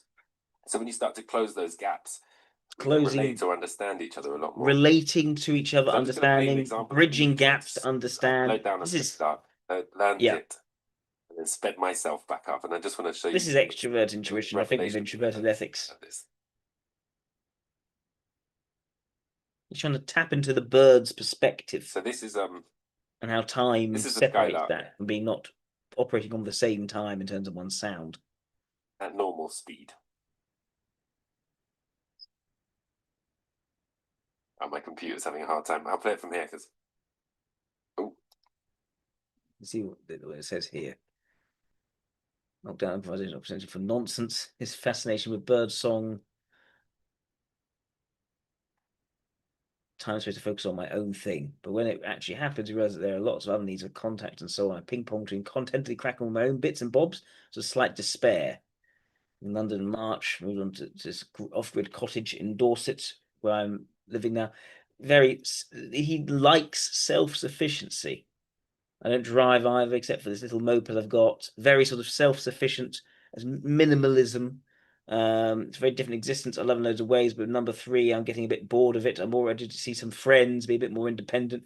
Again, because he actually is more extrovert. He can't just live. He can't do what the SLI does, but he aspires that sort of SLI-ish way of existing. In a long period of gigging, I was ready for a break, getting back to studio mode, writing mode, and now I do now miss live shows. It's an energy that you can't reproduce online. He's not relaxed. There's a wanderlust that is very clear with him. And my loop pedals all set up just in case, but different when you don't have people in front of you. I can improvise on my own. About 20 minutes of solid improvising. I crack the heads. He likes working and developing this craft really on his own, but then he's very good at measuring whether this is good or not from how the crowd responds to him, which is the extroverted ethics as a demonstrated function. If it comes to the energy of a crowd, it comes like an instrument itself. It's the unpredictability of that. Loves unpredictability. He does not like certainty at all. He doesn't like boxes. And I'm doing a bit though. I'm just trying to keep my intuition alive. It's alive. Most different musical headspace when you feel you're free improvising, for most alive, most present, most focused. Meditational, we have to say yes to anything that pops up. Second, you do say no, you're done for. Extrovert intuition. You have to absorb and incorporate everything. If it's a mistake, no is a resounding, clanging, shut down door and close windows feeling. In that vulnerable, improvising state, it's the last thing you want in the compositional headspace. Get wrapped by much more self-doubt because you have longer to think about things. There is no time to hang around. Say yes and move on. And I do miss that headspace because it's the nearest you get to inspiration. Well out of your comfort zone where you find new ideas.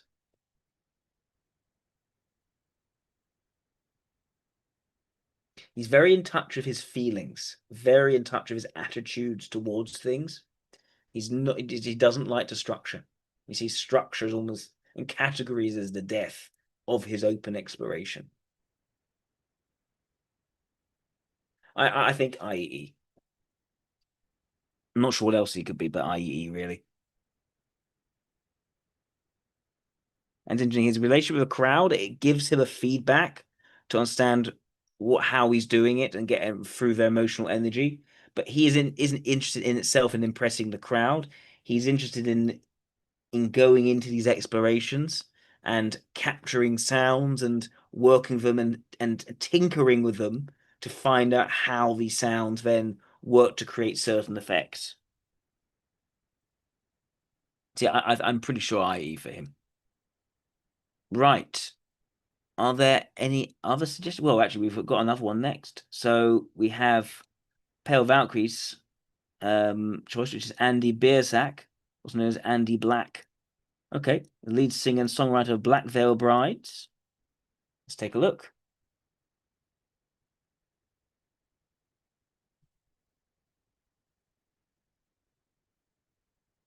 Andy Biersack. Well, people in there. That one in his 30s. Okay. Let's see. Andy Six is an American singer and leader of the rock band Black Veil Brides. Only a remaining original member. Yeah. So everyone else has left. He's the constant. Started a solo music project under the moniker Andy Black and released his debut album, The Shadow Side. It's interesting. Attended Catholic school, a bit like the other guy we're talking about. Interested in the dark side of things. Let's see. Wow, very emo-y.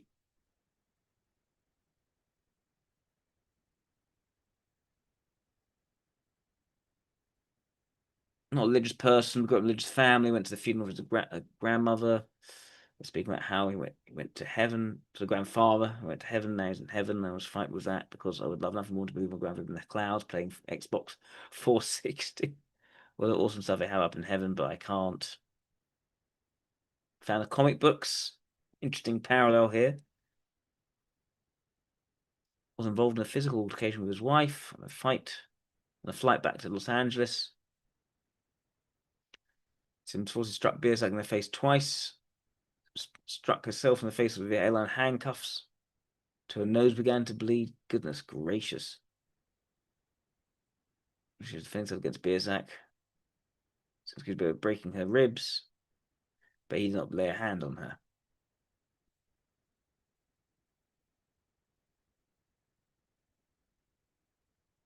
Goodness. Notice we're seeing 40. I smoke 2 packs a day and drink like a camel. I just don't really think about death. I know I'm going to die one day, but I achieve all my goals and live exactly where I want to before then. I have no regrets when I die. I don't try to hurt myself like Iggy Pop and Marilyn Manson or anything. It's just the byproduct of the chaos of being on stage. This does not strike me as someone with much introverted sensation. Let's just say that.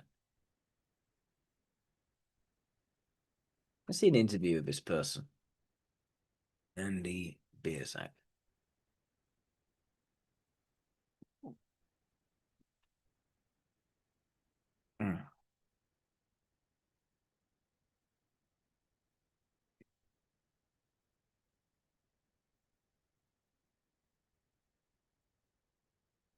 See a bit of his music first. I need to be careful there. Watch a little bit and then stop. Okay, I'm just being very careful because I don't want to have the stream taken off again. But okay, that gives us a sort of a taste. Another episode of I Toby Ward Prado. We are here with the one, the only Andy Black of Black Veil Brides. How are you? Fantastic. This is my favorite couch. So There's a That's my few favorite different couch. names for himself. I you wonder guys why. shipped it in for me, so I'm happy to sit on it. Yeah, it's a comfortable one. And if you fall asleep in an interview, I won't be mad. It's fine. Okay, that's something else that I like to do is fall asleep pretty quickly in an interview. Has that ever happened? Have I ever fallen asleep before? During an interview. During an interview. No, I mean, in the old days, I was mostly pretty drunk all the time. So it's possible, but I would have been blacked out and I don't remember it. A lot of times I'll see footage of myself from like a decade ago where there's no way that there was even like a person in the body. You know what I mean? I And people believe. are like, oh, this funny thing you said in an interview, and I have to think, well, I wasn't even there. Like, it's almost like I can't take credit for it. Right. It was just like another human behind that body. So I'm not drunk today. I haven't drank in about a decade plus, so I'm ready to not fall asleep. Big win for me. sober Andy. I love that for me. Is this how you were hoping this would start? I think so. I think it's exactly how I hoped it start with you sober. Yeah. Big win, like I said. We're so excited to have you, and I'm so excited to talk about Warped Tour. I mean, it's such a big moment for our scene, and it has been a long time since we've got to go to Warped Tour. So just when you think back to like the early days of going, because I know you've played it a lot and you've attended a lot, like what do you remember most vividly about that time? Like the shows, the vision, the hustle, like what comes to your brain? It was and is the most, I would say the most important thing to me in my formative years and ultimately for my career. So when I was a kid, I was one of those kids that I would think about how many days until Warped Tour happens again. Because there wasn't really, I grew up in Cincinnati and a lot of shows didn't come there. And so I knew, I think the first one I went to was 2003 and I was 12 and my dad took me and, I wore my AFI shirt and I stood at one stage all day because I just wanted to see AFI. But then I also got to see, I'll never forget that first one. It was three of my favorite bands. It was Dropkick Murphys, Rancid, and AFI all on the same stage. And to experience that was like, sort of like transformative for me. So then it became every year. I can't wait for the day to happen. And then really for my career, a lot of people talk about when they were kids, oh, I want to win a Grammy or I want to be famous or whatever. I sincerely wanted really just to be on the other side of the fence at Warped Tour and to be in a band that was on Warped Tour. Like that was one of my biggest dreams. And we got to do it early in our career and then we consistently were on it for 100 years, and I loved every single one of them. And I met my wife, she was an artist on Warped Tour, and we fell in love on Warped Tour. And I've said to Kevin before, that tour is one of the most pivotal things in my life. Totally. And I couldn't agree more, just even as a fan growing up. I mean, it really was everything. Like when Flink said, can't wait this summer in the Warped Tour, I just feel like everyone in the scene felt that, and that was the focal point of our summer, and it's so special to have it back. Absolutely. Yeah. What do you think has changed the most for you, not as just as a performer, but as a person since like your first album or two dropped? Well, I was really young when we started. I was 16 when we started. So, yeah, I'm obviously in 34. I'm a different person than I was at 16. I mean, there's certainly similarities. I was very kind of singularly minded as a kid of what I wanted to do, and I remain that artistically. But going to bring it to Warped Tour, I kind of went from being a kid at Warped Tour to then I'm going to be on Warped Tour within a matter of a year or two, essentially. So the first Warped Tour that we did, I was a little older than most of the kids that were in the crowd, but not much, and so to see it from that angle, it's also different for me because I think a lot of times people associate Warped Tour with, particularly the 2010s version of Warped Tour is seen as like young people as fans and then the adults in bands, right? And that sort of power dynamic is different. Than for me, I was the age of or a few years older than the audience that was coming to see us. And so we were all kind of experiencing it together, you know what I mean? And so I view even myself at that age, starting the band and the dreams and ambitions that I had, kind of part and parcel of that whole experience of like, I have this vision and this idea, and I want to speak for and to these people that feel like me, and it was also different from a lot of the other bands that were around at the time, because most of those other bands, and I don't mean this as being rude, but a lot of them were speaking 10 years out from those things that they were talking about, right? Like they're in their mid-20s and talking about like, it's hard to be a kid. And you're like, well, okay, but I actually was a kid. I'm just a kid. Yeah. Totally. I do think that is something Warped Tour is good at too, is like kind of bridging that gap between fan and band and icon. It's like, yeah, like some of these were a bit older, but on the whole, I feel like they were pretty accessible. There's always like a way to meet them or go to the tent or go to a signing. And I think that's like one of the cooler things is there's no like ego involved. It's like everyone's just there for a good time. That was actually something that really, for me, I ended up, I wrote a book and a few other things. And one of the things that really inspired me to do that was, there were these things called TEI classes on Warped Tour for a couple of years. And I did those, and I would sit with our audience in a more kind of one-on-one setting in a fucking hot tent for an hour and a half. But I would speak directly because, you know, the context of meet and greets is a little different because people are very nervous and there's a small amount of time that they have to meet you. Yeah. So, but in those circumstances, I was able to understand where the audience is coming from, maybe the ways in which they relate to our songs or the things that are important to them, and the things about myself that I could share. And so that also was really important because that's not something that you get to do at whatever club. But when you're coming up, you know, it's, if you're sitting at the merch table, yeah, you're accessible, but it's loud, it's crazy, whatever. And early on in our career, that became less and less of an opportunity. So Warped Tour kind of presented that chance to be able to connect more directly. Totally. It is definitely like a singular experience and very special. Yeah. I think my biggest Warped Tour memory was taking a drum lesson from We Were the In Crowd. Was Okay. I took it with, and I was just like, wow. Looking back, I was so stoked that day. Yeah. Yeah. No, Definitely absolutely. means a lot to fans. Yeah. You were extremely involved in the alt scene growing up before performing at Warped Tour. Like, do you feel like you got the chance to attend a lot as a fan? Oh, absolutely. Yeah. I mean, it was a So three-year thing. Warped Tour, or I don't even know what Warped Tour is. I'm gonna try a different interview.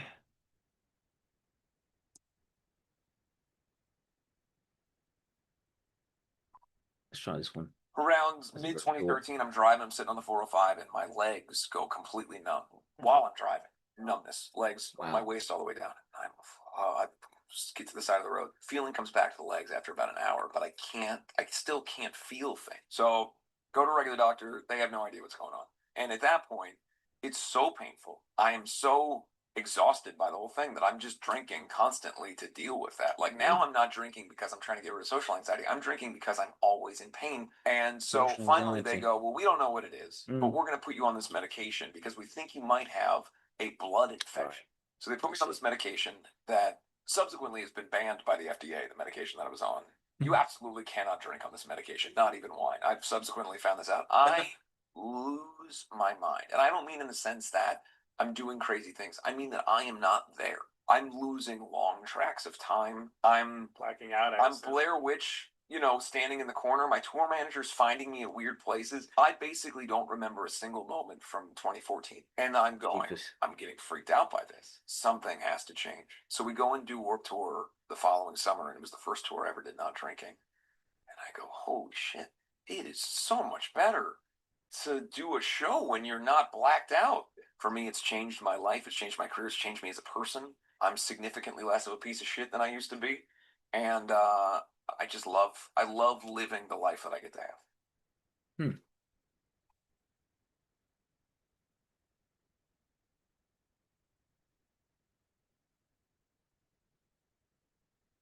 This looks like a more interesting interview. Coming up, the Black Veil Brides on the show. I think you'll really enjoy this conversation. We get into everything from his love of Kiss and Wasp to sobriety and everything in between.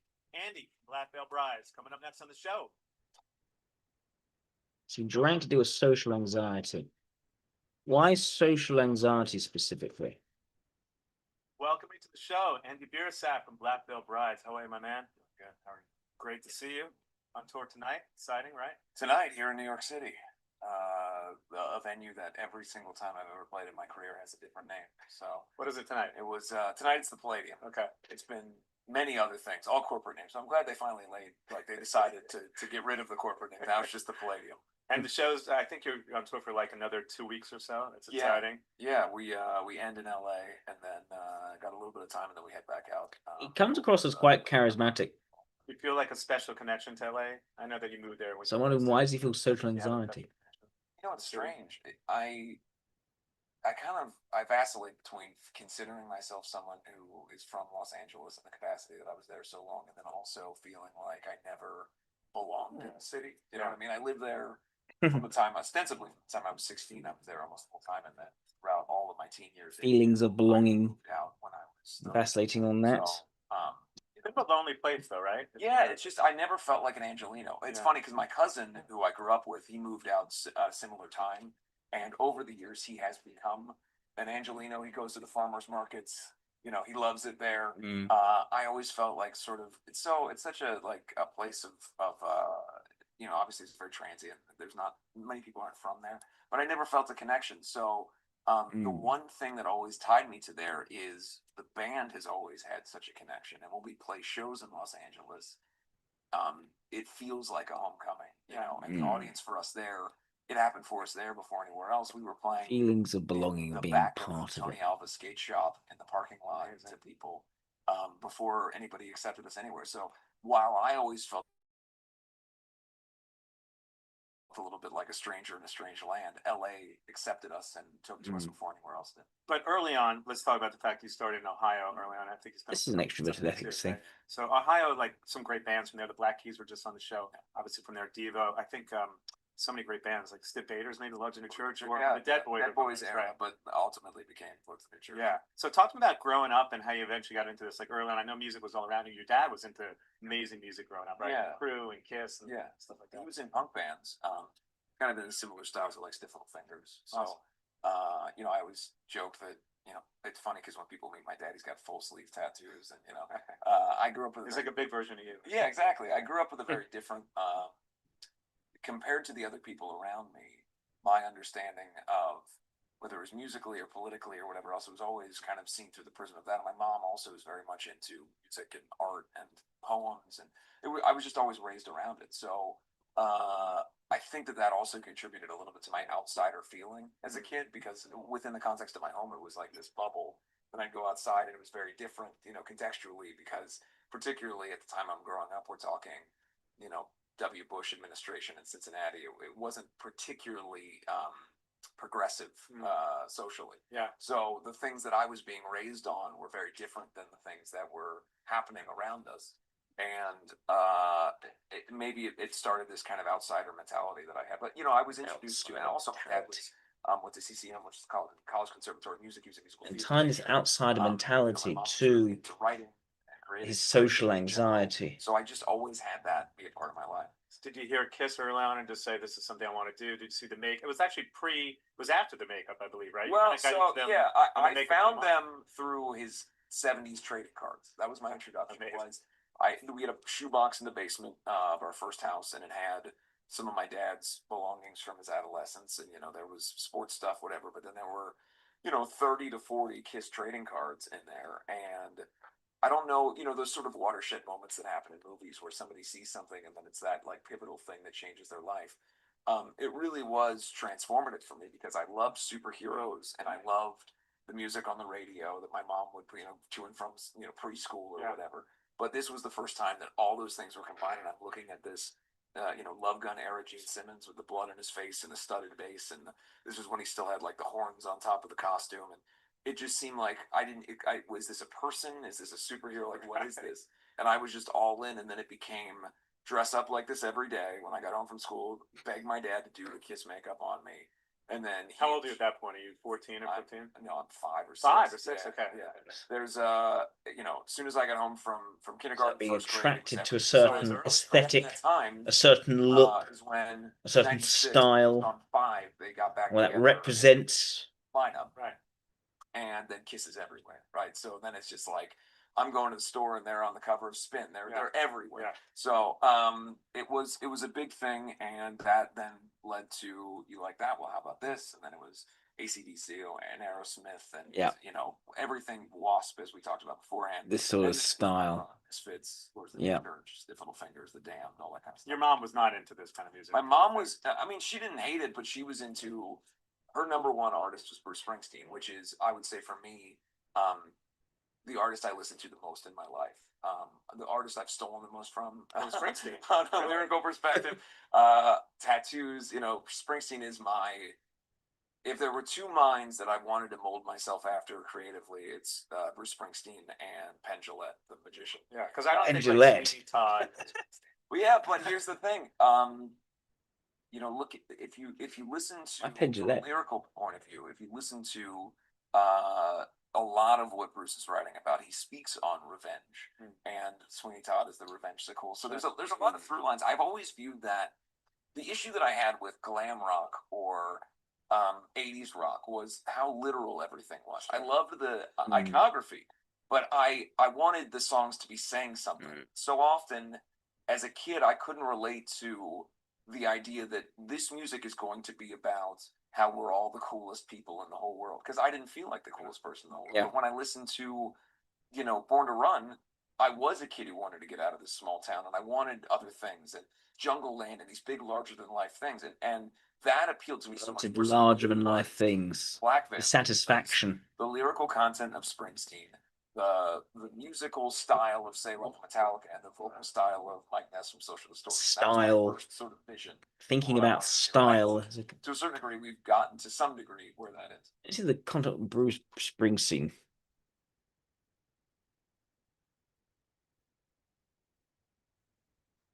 Themes. Search for freedom and escape, American dreams, complexity, love, hardship, nostalgia, war, redemption.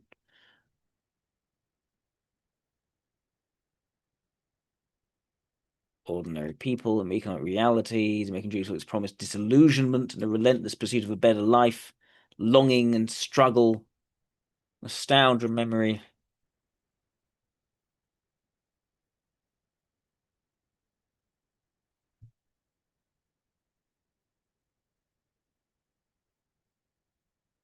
Yeah.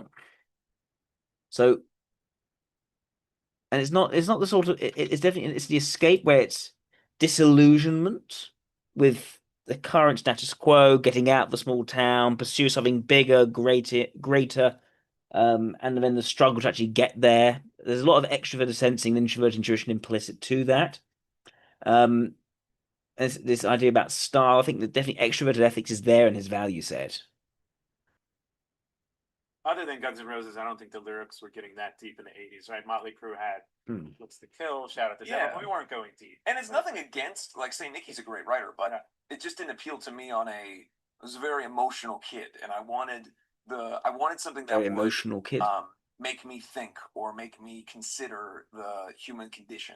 And I wasn't getting that from these 80s bands, which I love. There was no depth to the 80s bands in the same way. That's when punk rock changed everything, because I had gone to... He's looking for depth.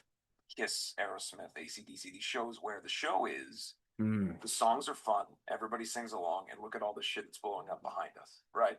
And then I would go to Warped Tour, and 2002 was my first Warped Tour, and I'm seeing these bands, AFI and Dropkick Murphys and Rancid, and they don't have anything blowing up around them, but their emotion that they're delivering and the passion of the performance, passion, just basically a whirlwind around the stage, like a tornado. And that was what changed it for me, was you can have something more substantive to say, and you can have shit blow up around you, and that's sort of the dream, right? Even before that, was your dad getting into the Misfits and things like that? Because that was earlier. So my dad, his band did some touring. He played at CBGB's a number of times. With the good question, Sean. I think it sounds like he's bringing and seeking depth. So that was always kind of spoon-fed to me to a certain degree, was the punk rock side. I don't think he's introvert intuition suggestive. Let's just say that. The priest outfit and the razor blades around his ears and the tattoos and everything. So I was always very inspired by that. And I'm an only child, so everything that was theirs became everything. That's quite a broad net. He's inspired by these influences, how they're coming together. But then, what is he creating out of this look, this feel? Part of the whole gestation experience of becoming an adult is to take in all the stuff that you learn. Definitely. And I was very lucky that they treated me like an adult, and that we laughed at the same stuff, whether it was, letting me watch Mr. Show with Bob and David when I was like 8, or, and then explaining contextually those things to me, or the politics of the day, or whatever it was. I was always part of everything in my home. And so I didn't rebel against those interests. I wanted to kind of harness them and bring them into my own. But when you harnessing his interests and bring them into his own. That's extrovert intuition as a demonstrated function, introvert intuition as the creative function. That's what it sounds like to me. I think I was just weird to everybody, and it was beyond the stuff I listened to. I was just an odd kid. I'm an odd adult. An odd kid. I'm a hard person to talk to. A contrarian type, stubborn ethics. Stubborn ethics, but not weak ethics. This is the thing.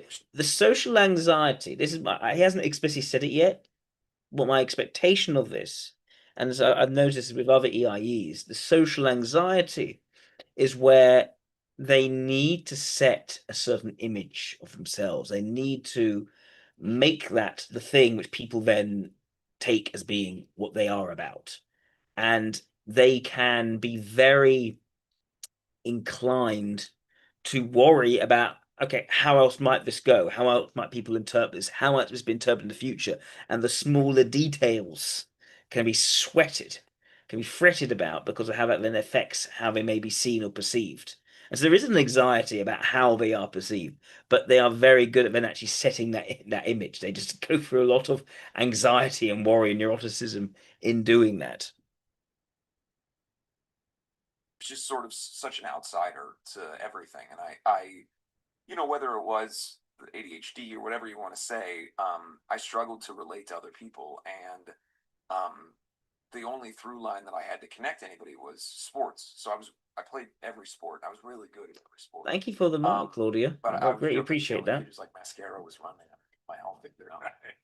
But even then, on those teams, I had like Misfits patches on my gear, and you know, I was just I could never figure out a way in with other people, and so the bullying made it so I felt so isolated. But the advice that my dad gave me when I was a kid, and ultimately manifested in me sort of going overboard with it as an adult, but essentially the idea was within the context of this bubble, you can be whatever you want, but when you go outside, you can't expect everybody to agree with everything that you think or say, and you have to be prepared to defend yourself for those choices that you make. And if you want to go to school, it's a guy who has pursued belonging. Might be a fight. Yeah, with a He fretted about being raised so different to people around him. Or match my eyeshadow to my shoe color or whatever. Like, people might give you shit, and you have to be willing to stand up for yourself. Yeah. And that was always, to me, the sort of the moral through line that ran through being true to himself, yet also finding a way of being welcomed, a way of being, a way of belonging. If you're gonna be what you want, be prepared to stand up for it and believe in it. Be who you want to be. Then the expectation that everyone else is going to agree. Know your truth. Is a lovely sort of idyllic. This is a very beta tension. Strong convictions. Yeah. And yeah, that's the beta introverted aspect. Out of several schools.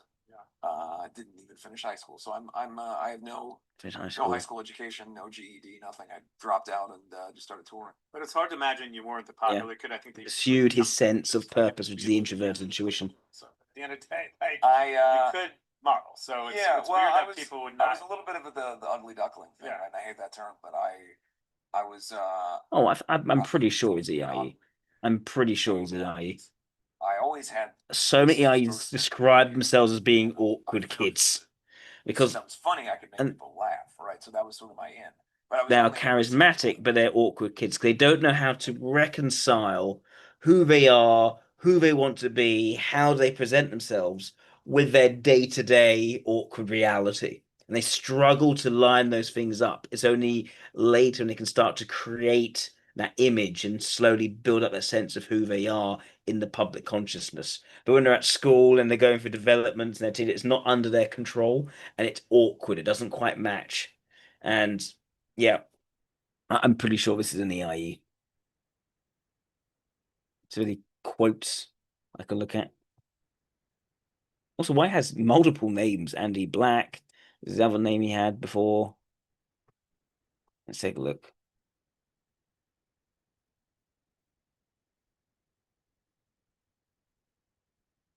Rock stars aren't crapped out of the sky. It never tends to be seeing 40, which is, I mean, that's typical Freddie Mercury way of going out. Yeah.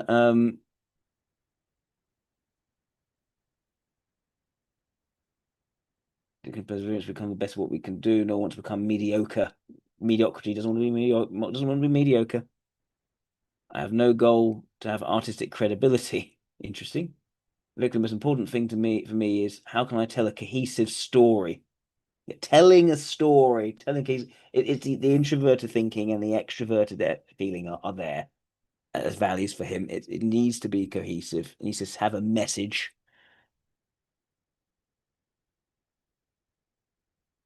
I don't do anything unless I think about 6 months in advance. That's the extrovert sensation is not strong for him.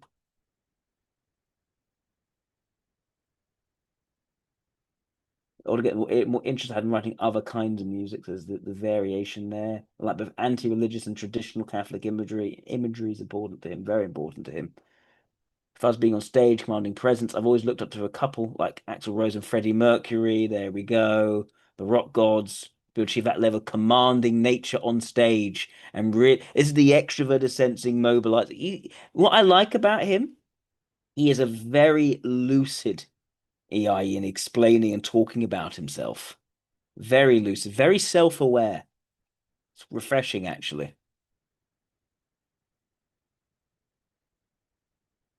Yeah, he's in EIE. Right. Now, I believe I set a rule whereby I prioritize the person who pays more.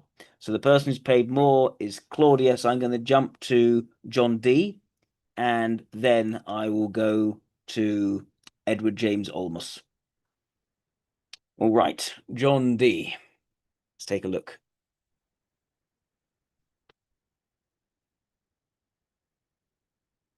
Here we go. So nice and historical. It's going to bring the variation. John Dee was an English mathematician, astronomer, teacher, astrologer, occultist, and alchemist. Court astronomer and advisor to Elizabeth I. So much of his time on alchemy, divination, hermetic philosophy. Pretty cool. I'm pretty much a fan of Hermeticism. Way better than Gnosticism. As an antiquarian, he had one of the large libraries in England at the time. But just so people know, Hermeticism, it's the idea that by tapping into arcane knowledges, you are able to achieve mastery over your life and develop these skill sets to, well, to be a master of your reality. It's a very self-affirming kind of mysticism, as opposed to Gnosticism, which is more that we are trapped in an evil world and we need to break out of the evil world, which is kind of wokeism. It's sort of the latest form of Gnosticism. But yeah, I'm quite pro Hermeticism. Let's see. Alchemy is very hermetic as well. His glyph, whose meaning he explained in Monas Hieroglyphica. Interesting. Why has he got a glyph? There's a book by John D. Elizabethan Magus and court astrologer Elizabeth I of England, published in Antwerp. Exposition of meaning of an esoteric symbol that he invented. Emblem from various astrological symbols, elements of Latin wordplay, capitalization, spacing, and diacritics. So interpretation challenging. A symbol is intended to embody a profound concept in the unity of all creation, influenced by celestial forces. He believed this symbol contained the essence of alchemical transformation, spiritual evolution. By meditating upon it, to access hidden knowledge, transcending linguistic barriers, emerging astrology, alchemy, mysticism, metaphysics.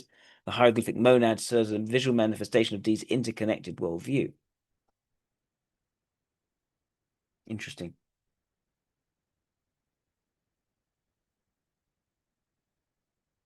So sort of the idea of sort of drawing everything together, and it's sort of being a deep symbol of that. What's the point of it? It was like he, by meditating on it, he accesses the different disciplines, I guess.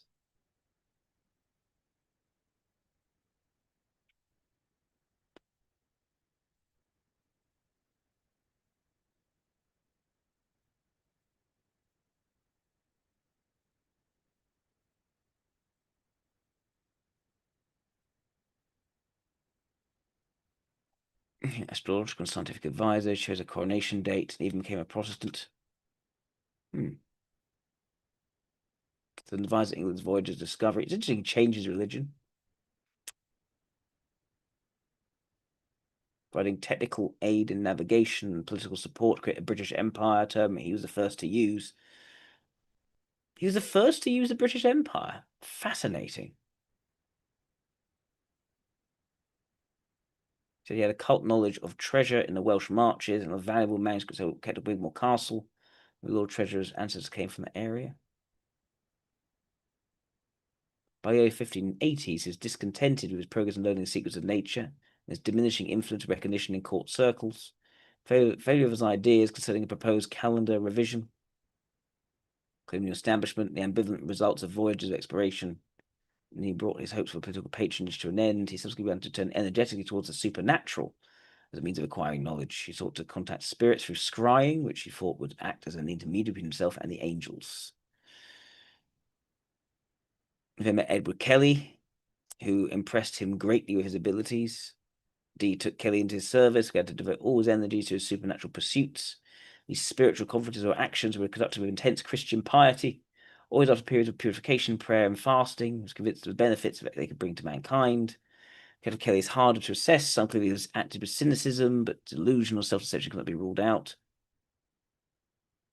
Kelly's output is now remarkable for its volume, intricacy, and vividness. Dee records as journals that angels dictated several books to him this way through Kelly, some in special angelic or Enochian language.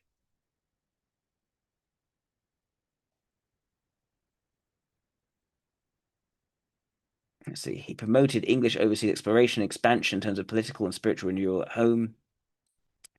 Married 3 times, had 8 children. Goodness. Had no children. She died. My second wife. Don't even know children. His sporadic diary, was referred to as his almanac. Most of what we know of his life in that time has been gleaned. He informed Dee, because Kelly informed Dee of the angels' wish that they share wives. Theodore Dee, born 9 months later, could have been fathered by Kelly, but not Dee. It's interesting.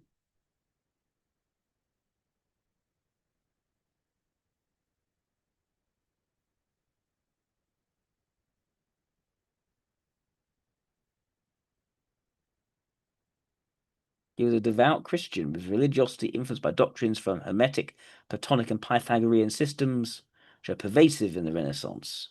That numbers are the basis of all things and key to knowledge. From Hermeticism, he drew belief that man had the potential for divine power that could be exercised through mathematics. It was to help bring forth a unified world religion through the healing of the breach of the Roman Catholic and Protestant churches and the recapture of the pure theology of the ancients. I think we can reasonably say this person is either an EIE or an ILE. Could he be an IEI? I'm not sure. I think there's a lot of sort of bringing multiple aspects together here. There's also a lot of trust placed on Kelly, who was quite a distrustful, an untrustworthy individual.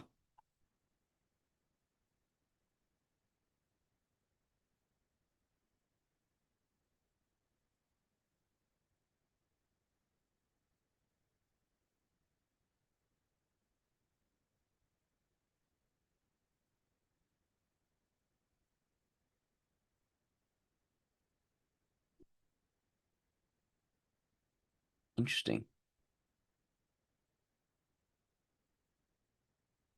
He could not exert, the former College of Priests had been re-established as a Protestant institution, could not exert much control over its fellows who despised or cheated him. Early in his tenure, he was consulted in demonic possession of 7 children, took little interest in the case, but allowed those involved to consult his still extensive library. So he's not a good judge of character. I mean, keep in mind, this also was a time where religion, philosophy, science were all very much interwoven. This was not the positivist framework in which we currently view things. There's clearly someone who's very confident in his knowledge across multiple fields, who was open to all of it essentially and wanted to sort of unite these different ideas and concepts together. And this glyph is almost his symbol of bringing everything together under one thing.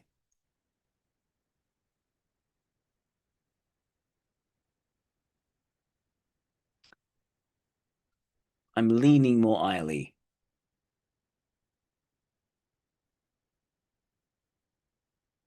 Numbers based of all things are key to knowledge, yep.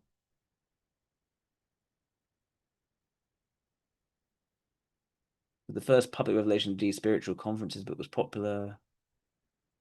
Spirits and arguments in touch with Dee was acting as an unwitting tool of evil spirits while believing he was communicating with angels.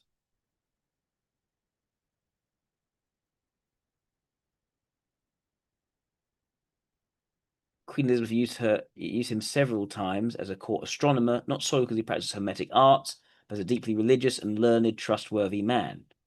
Reevaluation of Dee's character and significance came in the 20th century, largely through the work of the historians Charlotte Fell Smith and Francis Yates, but brought into focus the parallel roles of magic, science, and religion. Phil Smith writes this: perhaps no learned author in history has been so persistently misjudged, nay, even slandered by his posterity. Not a voice in all the 3 centuries uplifted even to claim for him a fair hearing. So it is time that the cause of all this universal condemnation should be examined in the light of reason and science. Perhaps it will be found to exist mainly in the fact that he was too far advanced in speculative thought for his own age to understand, and people thought he was of bad character. It seems to me, though those who actually got to know said no, he was not a bad character. Is now viewed as a serious scholar and book collector, a devoted Christian, albeit at a confusing time for that faith, yes, an able scientist, one of the most learned men of his day. Devoted science of navigation and cartography, studied closely Gerardus Mercator, and owned an important collection of maps, globes, and astronomical instruments. He's got new instruments. He's definitely an extrovert.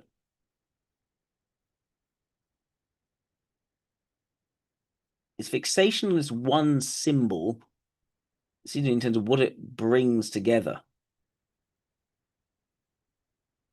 Look at it again. Complex emblem comes from various astrological symbols.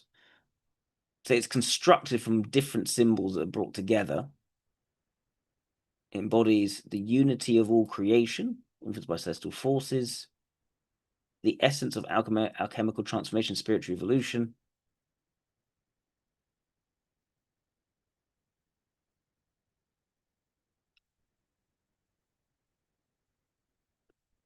Cassidy's interconnected worldview, combining elements of astrology, alchemy, mysticism, and metaphysics. I don't think this is an NI agenda. I don't think just because someone has a symbol or a glyph that makes it NI.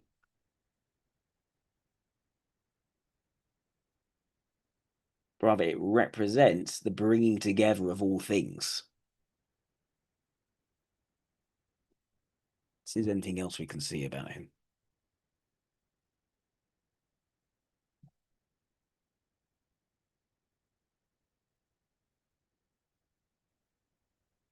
The terrifying true story of John Dee, the man who spoke to angels. When magic and science were the same thing. I'm going to watch this one. Interesting more in this one. Say one, Dee surely is the most gullible person we've ever had on this podcast. Most gullible person we've had on this podcast.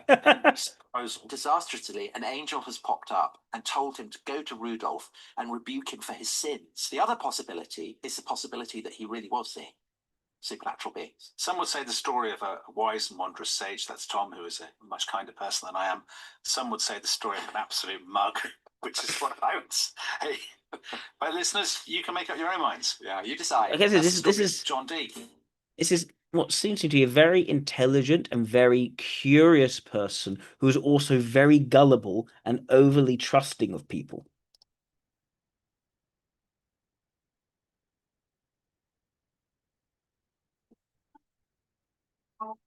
He could not bring himself to rule out possibilities. I discovered it in my boxes on my return from Bohemia. But one treasured book was missing. I believe Edward Kelly replaced it, a rare text, larger than this one. It contained many mysteries which Edward could understand with divine assistance. The Emperor Rudolph took great interest in both him and this book. Edward said it contained a secret method for obtaining immortality. So that, everybody, was Dr. John Dee, who is a character in the TV drama A Discovery of Witches, which is a series based on the All Souls trilogy by Deborah Harkness. And those people who've seen it will know that the series begins with a historian who goes to the Bodleian Library, and because she's a witch, she discovers all kinds of amazing stuff. So a vampire from Downton Abbey who is at the fall of Carthage, there's loads of time travel. And in season 2, Tom, which I don't believe you've got to yet, because you've just started watching this, in season 2, They go back to London in the time of Elizabeth I, and this is when they meet the person I was just ventriloquizing, Dr. John Dee. So tell us about Dr. John Dee. Well, so in A Discovery of Witches, he is a magician, he's an alchemist, he is the owner of the greatest library in London, and he has just returned home from Bohemia, right? And this is why the witch and the vampire have gone to meet him, because he has all these incredible books that are full of kind of amazing details about the secrets of eternal life and so on. Now, obviously, the witch and the vampire are not real, obviously. But Dr. Dee is. He's a genuine historical figure, and he really was a magician.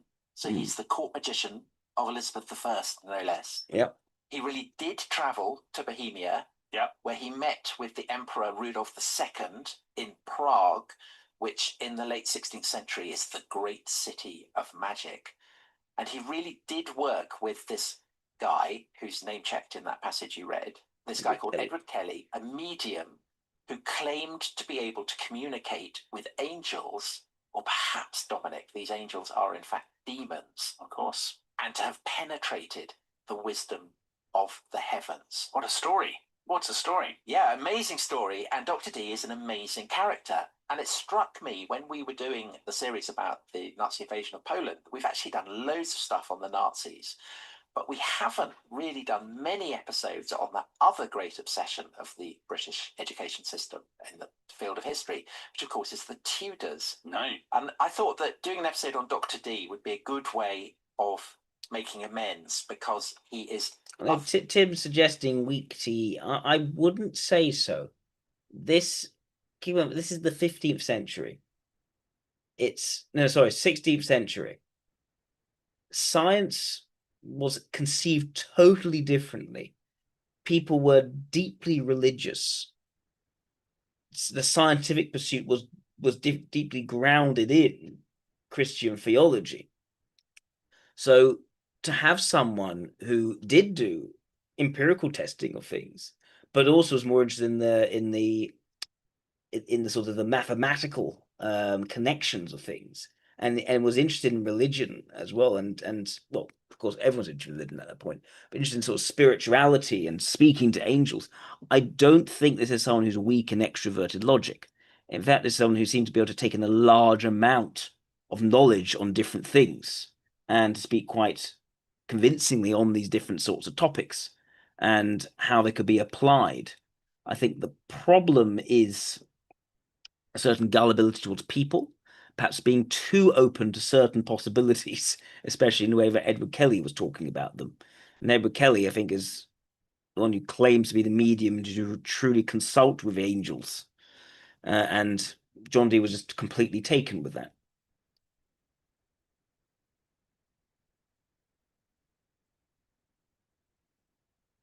Fascinating topic. Well, just to be clear to the listeners, we're not really about making amends on the rest of history, because we do whatever we like. Today, we'd like to do Dr. Dee. Yeah. And Dr. Dee, I mean, one reason for doing him, quite apart from what a fascinating person he is a brilliant way of getting into the story of 16th century England, because he lives right the way through from the final days of Henry VIII all the way through to the advent of James I, James VI of Scotland, and the dawn of a new era, doesn't he? So this is the age when England is sort of seesawing wildly from Protestantism to Catholicism and back again. Yes. Yep. And Dee kind of holds a brilliant mirror up to this. And I use that metaphor advisedly because he's very into mirrors and thinks that you can see all kinds of strange supernatural things within mirrors, as we will see.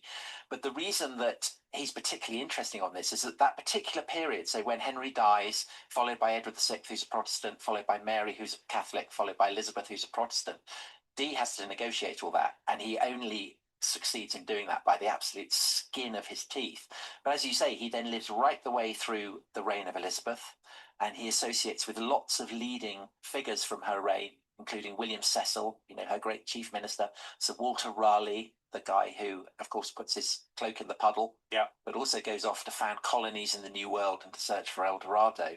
And as you said, he dies in the reign of James I, so in the kind of the post-Tudor age, at the age of 81, And so, yeah, his life spans much of the Tudor age. So I think that's a very good reason to look at him. But also, another reason is that he has a key role to play in what is a crucial turning point in English history, a kind of shifting of England's horizons from the continent of Europe to overseas. So 1558, which is the last year of Mary's reign, a fateful episode, the fall of Calais to the French, which of course had been won by Edward III in the Hundred Years' War, had been kept by England ever since, but it falls to the French in that year. And that effectively is the loss of England's last continental possession. So in a way, that is kind of almost the end of the 100 Years' War, the real end of the 100 Years' War. Yeah. And Mary's devastated by it. And there's this famous comment she's supposed to have made that when she dies and people cut her open and look at her heart, they will find Calais inscribed on it. Under her sister, so Elizabeth succeeds Mary in that same year of 1558. Under Elizabeth, her subjects start looking westwards to Ireland, but also beyond Ireland, across the Atlantic to the New World, which the Spanish have begun to colonize. And the English start to think, well, we would quite like a bit of this. And this is the age of the Elizabethan sea dog, ruffs, beards, galleons, all of that. Francis Drake, Sir John Frobisher, all these great characters. Yes, and Dee knows them. He works with them. And Dee himself is absolutely obsessed by overseas exploration. And he is a particular enthusiast for the idea of planting and keeping colonies in kind of distant continents. And he coins a very portentous phrase to describe what this process of colonizing, the New World would look like. And he calls it a British Empire. And he is very possibly, it's debated, but I think generally accepted that he is the first person to coin that phrase. And so he, in a sense, is the first great kind of cheerleader for the idea of a British Empire. And definitely its leading kind of Tudor advocate. And part of that is because he's fascinated by cartography, astronomy, exploration. So the idea of looking west across this vast broadening and understanding structurally all the breadth, the broadening. He has what I guess you could probably call kind of a cult understanding of England's destiny, because as well as being a very practiced astronomer, he's also a very brilliant astrologer, England's most famous astrologer. And over the course of Elizabeth's reign, there are kind of celestial signs that he interprets as presaging the end of days, but more specifically, the fact that before the end of days, Elizabeth will come to be hailed by both Catholics and Protestants across Europe as the last empress, and that this is her great cosmic destiny. Wow. And as Glyn Parry, who's written probably the definitive biography of Dee, the arch conjurer of England, says, Elizabeth easily accepted these suggestions. Well, she does. Yeah. Was, of course, unbelievably flattering to her. And just to be clear for listeners who perhaps are puzzled by the combination of these things, what we would call sort of magic, the occult arts, and what we would now call science, so the stuff you do in school, these in the 16th century are not at all separate genres. They are seen as part of the same body of learning, and people don't really distinguish between the two.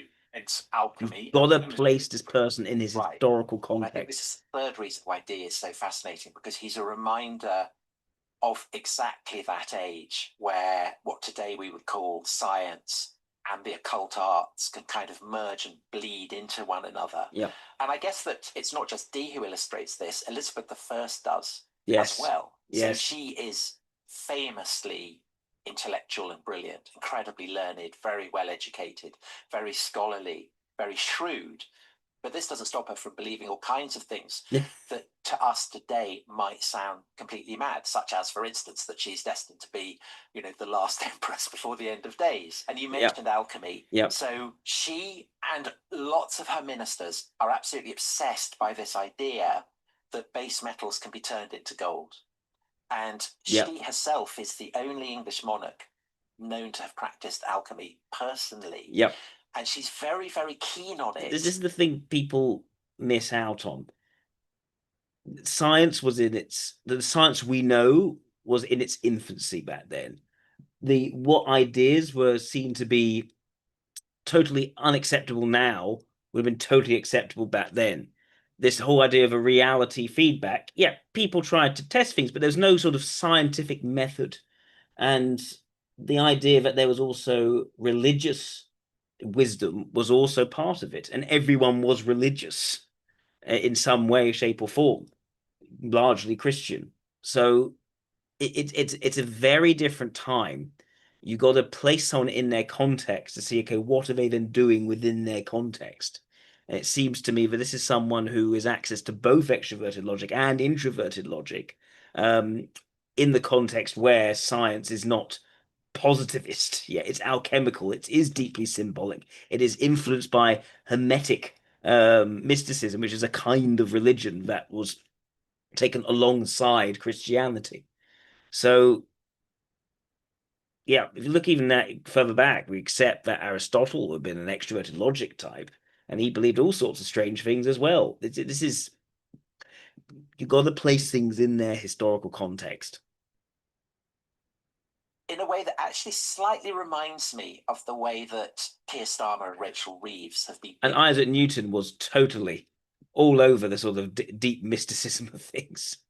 AI. He was very much into the occult. As a kind of a panacea, a solution to the problem of stimulating England's economy and kind of clearing the country's national debts and all this kind of thing. This is what Elizabeth thinks alchemy might promise, if only they can find what they call the philosopher's stone.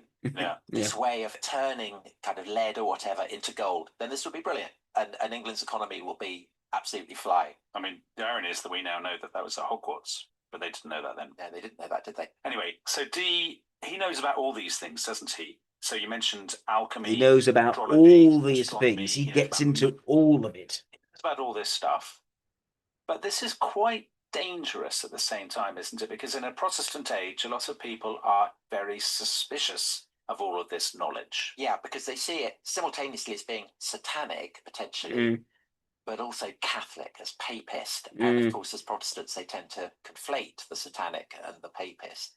And Dee absolutely understands this for reasons that we will explore, because he's sailed very close to the wind a number of times. Sails very close to the wind. He's actually an obsessively private person, and he makes sure to keep his kind of most venturesome occult explorations absolutely secret. And the most extraordinary to have a good reputation. These occult explorations are those that take him to Prague, embroil him with this extraordinary figure, this medium, Edward Kelly, and potentially open him up to very serious charges of necromancy. And essentially, what this great climactic adventure of Dee's life, and you know, it reverberates so powerfully that a series set about vampires and witches in the 21st century can kind of allude to it. Dee wants to learn the language of the angels, and he believes that Kelly is the one man who can access it for him. And this is because Kelly, I've described him as a medium, but he's more properly what the Elizabethans would have called a scryer, which is a man with a gift for contacting the dimension of the supernatural by gazing into a glass, a crystal ball. You know, if you see things in a crystal ball, you're a scryer. Dee did not originate originate this. It was Kelly who did. Glass or Dee wanted to understand the language of the angels, but there's some sort of language or script to understand. The figures that Kelly sees in his mirror are indeed angels, but of course the shadow hangs over this entire venture. What if they are actually demons? Right, because how do you tell the difference? Yeah, what if these figures are pushing Dee and Kelly towards satanic ends? And I think this is the lack of introverted ethic and introverted intuition in him is consulting how he feels about it. Could it be good? Could it be bad? But also, what are the risks? Scandal. And it's a reminder that the occult is dangerous, both because those who practice it might end up being charged with necromancy, with witchcraft, but also because the supernatural itself may prove to be dangerous. Crikey. May prove to shelter, you know, potentially deadly peril. Exciting. But before we get into all that, before we get to the shadows and the deadly peril, what we haven't done is actually tell people exactly where we are and who we're dealing with. So let's do a bit of that. John Dee is born in summer of 1527. He's born in London, in the shadow of the Tower of London. But actually, he is of Welsh descent, isn't he? So his father is called Roland, and he's from Radnorshire. Yes, and John Dee would always claim that he was descended from a great line of Welsh princes from Gwynedd, but in reality it seems that his forebears were kind of impoverished cattle farmers, and that is one of the reasons why Roland Dee ends up coming to London, because, you know, great expectations. And actually he does amazingly well for himself. He's obviously a very smart, shrewd businessman. He goes into the textile business, he wins membership of the city's Guild of Mercers. You know, the city guilds are very, very powerful. And he ends up being appointed to a position in the royal court as the gentleman sewer to Henry VIII. So a kind of bespoke tailor, I guess. Okay. You know, he sews the royal clothing, he orders in materials, and also weirdly, part of being a gentleman sewer is that you have responsibility for setting the table at royal feasts and kind of supervising all that. And he ends up becoming very, very wealthy. And I suppose young John growing up in his house, very close to the docks. I mean, he must be aware that his father's wealth is very dependent on international trade. You know, all those ships going across the Antwerp and Amsterdam and whatever. And it may be, I guess, that this is what fosters a kind of interest for him in the idea of naval exploration. Say seeking patronage is weak, SE. John Dee must have been extremely. If you didn't exist in that world where so much power is what you're born to, and then yet you seek patronage. University, where Dee again is brilliant. And it's at Cambridge. It's a mixture, isn't it? Because there are some people there who are hot Protestants, very evangelical, at his college, St. John's. It's famous for its evangelical Protestants. But there's quite a lot of diversity. There are loads of Catholics as well. So he's getting, he's getting ideas and whatnot from everywhere. And he's quite ecumenical by nature. Yeah, so St. John's College has been in existence for about 30 years when Dee goes there. And as you say, it has these very, very brilliant Catholic humanists, but it is also getting a reputation for kind of radical Protestantism. And Dee, he's a kind of instinctive centrist, almost a kind of slippery centrist, you might say. Slippery centrist. Mind what's going to happen, as we'll see. Yeah. But I guess a kind of more generous way to put it might be to say that he feels the tug of aspects both of Catholic and Protestant doctrines and religious practices. He seems to have been kind of genuinely ecumenical, which is quite rare in the 16th century. He's a very devout man, but he doesn't feel a kind of instinctive sense that he has to stand on one side or other of this great religious divide that is opening up. Yeah. Right.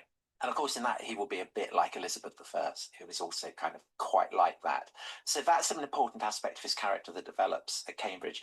And another is a taste for theatrical spectacle. Yeah. So 5046, he graduates from St. John's and he goes to Trinity, Cambridge, which has been founded by Henry VIII. So there's still a statue of Henry VIII at Trinity College.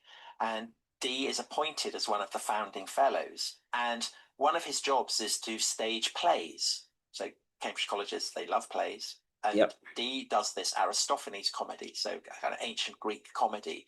And the stage directions require a character to fly up to Mount Olympus on the back of a giant dung beetle. Bizarre.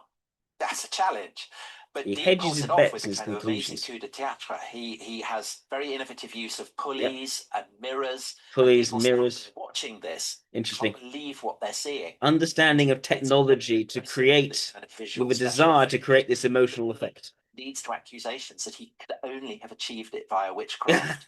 And Dee himself, later in his life, when he's complaining about all the accusations of necromancy, But yeah, done pulleys, mirrors, using technology as a conjurer of wicked and damned. It started with actually CD is being very drenched in extroverted logic, because there are other with extroverted ethics motivations. Obvious reasons why he gets this reputation as a conjurer. So before we get on to the fact that he is genuinely a conjurer, part of this is religious because he's kind of an ecumenical fellow by temperament.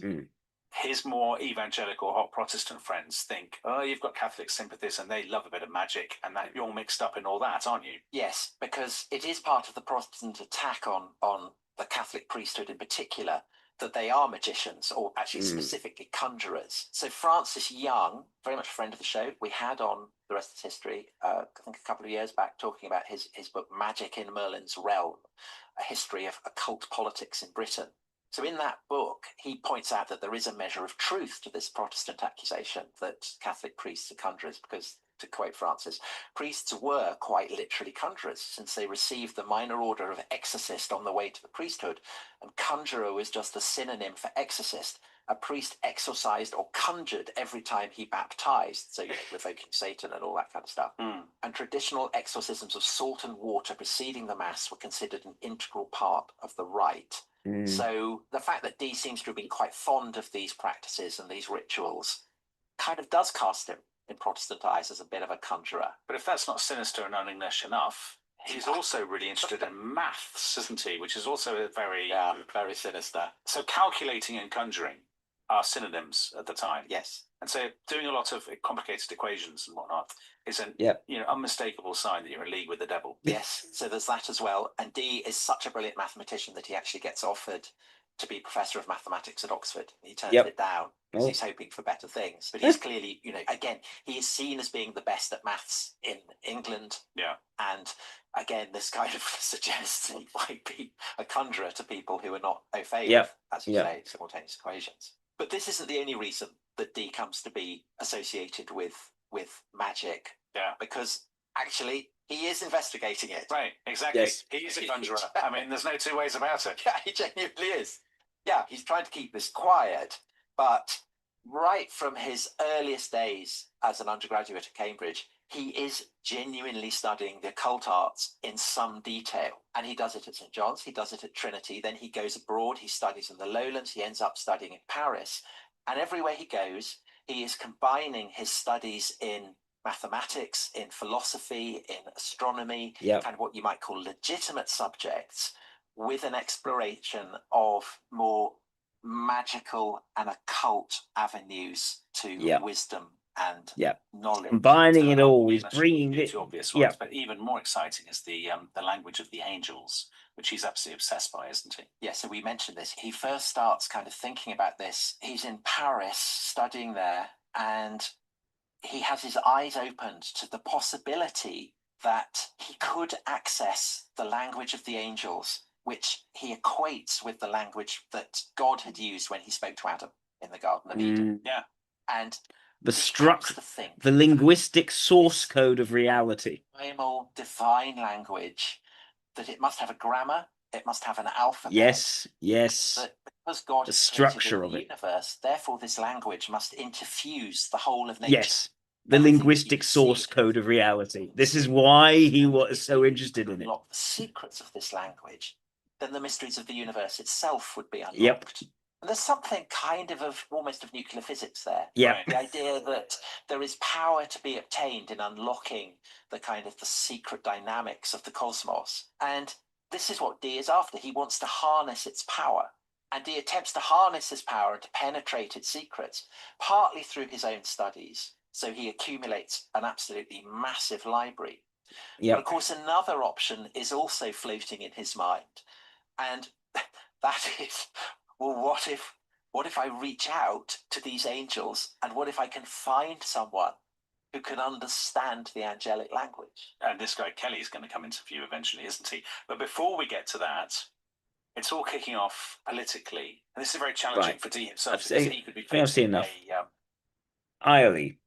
He's got to be Irely. I'm not sure what other type he could be at this point. Yeah. Let me. Yeah, and say the key thing. He's his need to explore all different facets of things, and the broadening, the expanding, the interest in the idea of planting seeds of colonies on other parts of the world, of getting across all these different kinds of subjects, both conventional and unconventional, of drawing them together both symbolically and structurally to understand them, and in doing so trying to understand the deeper structure of existence, such as through this Enochian language. That clear ability to take in large amounts of factual information and try to arrange it structurally in his head, whilst at the same time being able to sort of work with pulleys, mirrors, technology, and mathematics in a way which is seen almost as being almost magical, but with a desire to also impress to have a big reputation, to be known for being, say, the court astrologer, the court astronomer, the intellectual that everyone goes to and appreciates at the center of things. And at the same time, him not being a very extreme in his views on things, though, and actually seeing a bit the good in both Catholicism and in Protestantism, not wanting to be shoved into one box over another. All these things coming together, and also just the awareness of his, of power dynamics, the awareness of reputation, and trying to positively affect that, but at the same time being drawn into these quite risky areas of territory, flying too close to the sun in that respect, getting burnt, having as a result his reputation then falling apart. Yeah, and not really seeing those risks and being too gullible and too trusting of certain people, not really reading their character intentions. It all fits with Viley. It really does.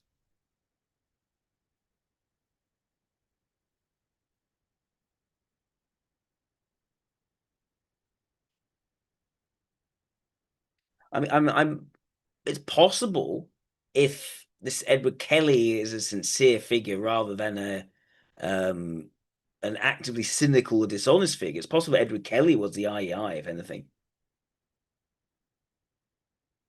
Because Kelly, it seems to me, was the one who's like, this is what I do. I communicate with angels. Whereas Dee was approaching all of this intellectually, not necessarily spiritually for the sake of spiritually. It's an intellectual pursuit. It's to build up an understanding of the deeper mysteries of the universe and how it all fits together and makes sense. And he wasn't intellectual. There's no doubt he was intellectually driven. That's the main thing.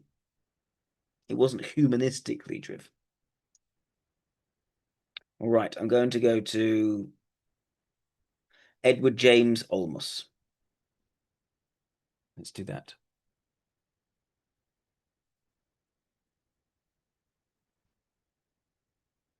An actor. Mm. Mm. I was in Blade Runner. That's cool.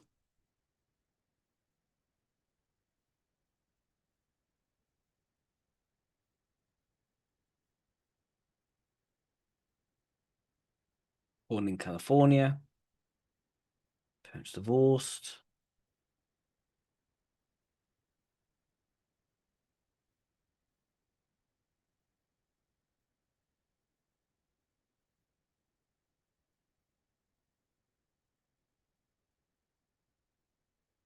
Oh, yes. I think I recognize him in season 6 of Dexter. That makes sense. Was involved in social activism, especially Hispanic community.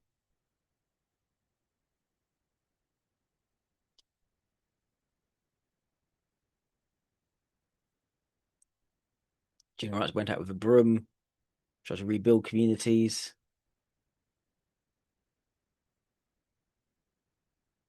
He's frequent appearance at juvenile halls and detention to speak to at-risk teenagers. So it's a very sort of grounded approach to local activism. It's about helping people where they are.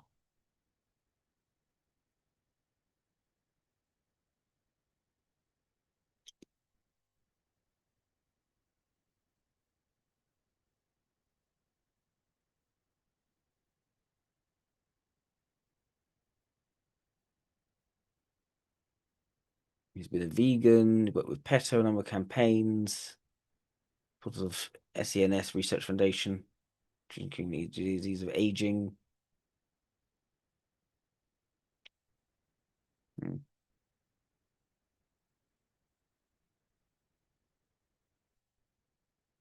Hmm. Right. See an interview with Edward James Olmos.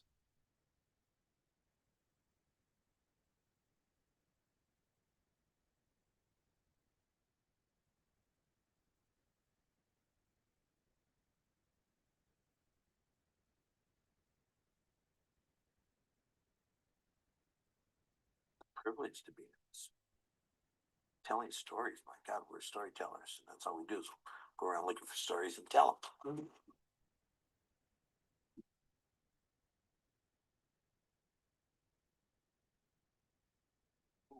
I was very fortunate in the time. I had just finished doing Blade Runner and Wolfen, and had done a piece called The Ballad of Gregorio Cortez for PBS, and for the American Playhouse series. The very first, matter of fact, it was the first American Playhouse film made, and very successful. And but the characters, Enzutsu, of course, I'd done the play and the movie, and so the year was 1984. So, and I was walking around with The Ballad of Gregorio Cortez. We were screening it in different parts of the country. It had played on television, and I took it out and I released it as a major motion picture. And it was doing very well, and I was busy working. So when Michael Mann called me and asked me to be part of Miami Vice, I really didn't have the time nor the energy to really get involved. And he made me an offer that was extraordinary. And it was an offer that, when I looked at it, they were offering me, I think, 18 shows, because they had already done 3, and plus the pilot. They had done the pilot in 3 shows. And so this was going to be the 18th show. It was 22 hours during the series during that time. So I said that I couldn't do it, but they were offering me more money than my father had made in his lifetime. That's a lot of money.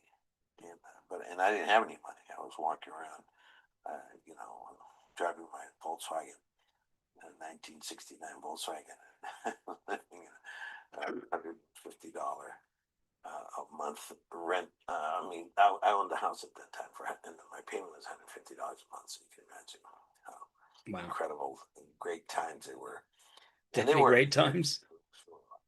But anyway, he made me an offer, and I said no, I couldn't do it for a couple of reasons. I said, basically, I have creative control of my characters, and I understand that that's, kind of hard to get in television, especially in episodic TV, and that's why I didn't go with Stephen Bochco when Bochco asked me to be part of Hill Street Blues, or when he had NYPD Blue. I couldn't work on.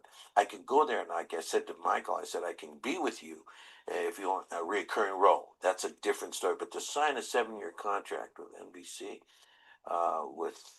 without creative control of my character and non-exclusive contract is what I need, because I have jobs that I'm doing right now, they don't do those kind of deals. So thank you very much. And I hung up the phone, and of course my wife flipped out, and she says, "You're crazy." And I said, "Yeah, I might be crazy, but I really do believe that I really need that kind of a situation, and because of the work that we're doing." And he called me back about 5 minutes later, and when he raised the price, I said, "Holy mackerel!" I said, "Michael, I can't." It's incredible, But what are you going to be doing next year? He says, "Well, I'm going to be doing the show." I go, "Yeah, but are you doing anything else?" He goes, "Oh yeah, I'm doing Manhunter next year." The year was 1984, going into 85. He's going to do Manhunter.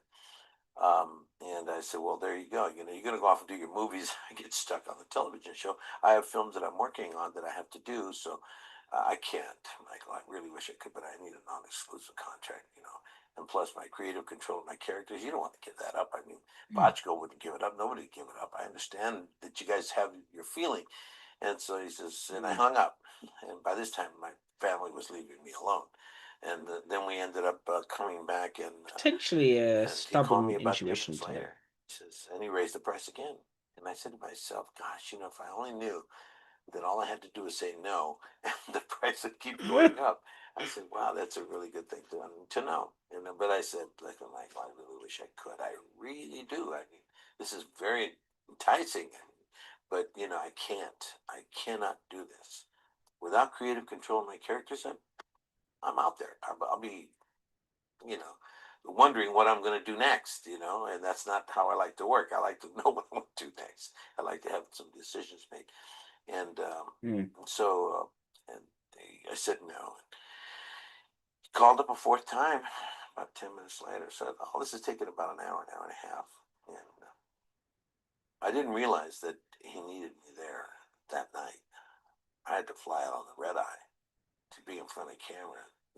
7 o'clock in the morning. I get in at like 5:36, and I was going to be. They needed me. I didn't know that at the time. 4th call came in, and he says, "Well, you got it." I said, "What are you talking about?" He goes, "You got creative control, and you got a non-exclusive contract. You just got to give me, 60 days advance notice when you want to go and do your thing, and that'll give me the ability to write around you. I said, well, it's fair. I said, and I'll take the last offer. So I went to work that night. I flew in, Wow. and we got into doing Miami Vice. But if you notice, the character was kind of unusual. It was not the normal character. It was, and they couldn't have written a character like that. It was not. I mean, the very first day I got there, I looked at I had been watching they sent me the pilot and the 3 episodes. Initial impression, and I saw LSI. that they had killed the lieutenant, and I later found out they killed him, Gregory Sierra, and Gregory had wanted off the show because he couldn't take the relationship between him and Don Johnson, Philip Michael Thomas, and pulled out. So I want off, kill me quick. So sure enough, they killed him, and they really brought a different angle to the show. But they had to refill the spot, and they were in production, so they had to get somebody there quickly. And so when Michael called me, and I didn't know Michael at the time, I'd seen his work. The Thief was just brilliant, and it was a brilliant piece of work, and the guy was just incredibly gifted.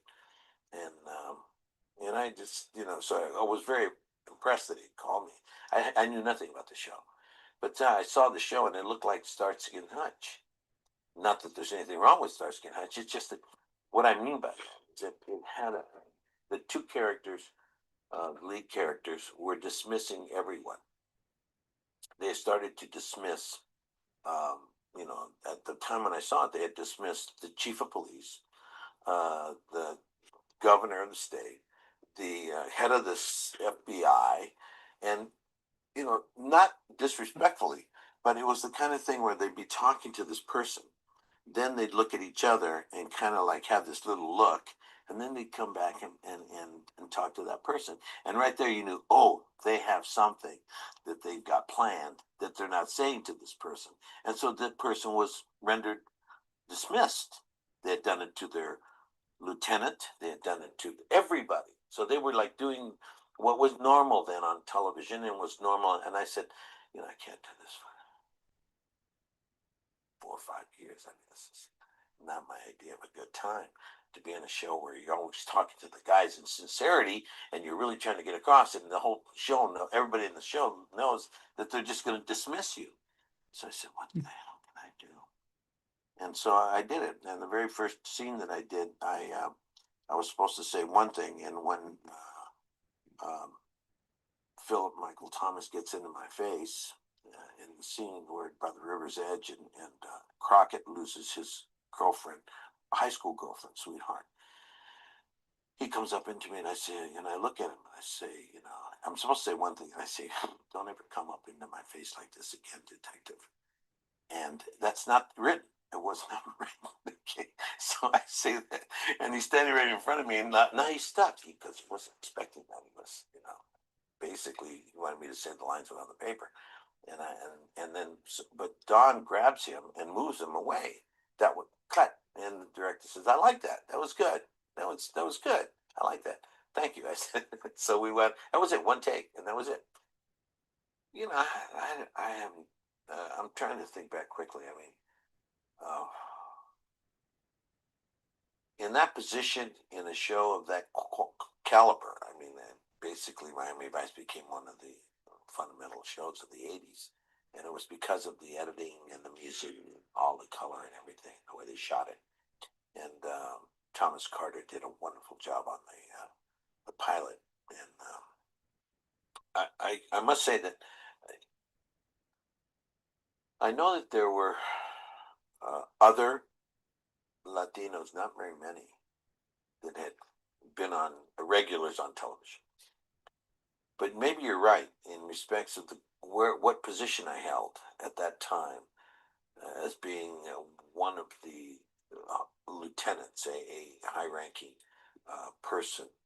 I wasn't the gardener, and I wasn't the janitor, and I wasn't playing one of the bad guys, And maybe I will have to say that it's probably, you're probably right. I can't think of anyone before me. I didn't know at the time these things were happening, but it was, and it's still that way. I mean, it hasn't changed much.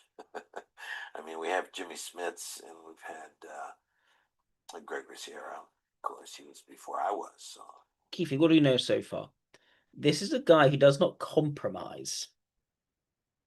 And by holding to what his convictions are, he ends up getting what he wants. That's the first thing. He has a very much there's a certain calm but steeliness to him. He occupies his position very well. Just on the basis of that, again, I'm leaning more LSI at this moment in time. ESI could potentially work as well. I don't see much of any in him. No. But keep in mind again, his political focus, doing stuff for Latinos, essentially was Hispanic and Hispanic community, but taking a very sort of grounded approach in that and working local communities, working with people who had trouble in their lives, that sort of thing. But also going towards certain other things like PETA and vegan and being a vegan, living as a vegan. So potentially an embrace a certain structure and ideology and at least the sense of him being of a certain community and being someone for that community. It's quite soft, and ESI could do that as well. I'm not sure yet. Just my thoughts at the moment. Let's see what else there is.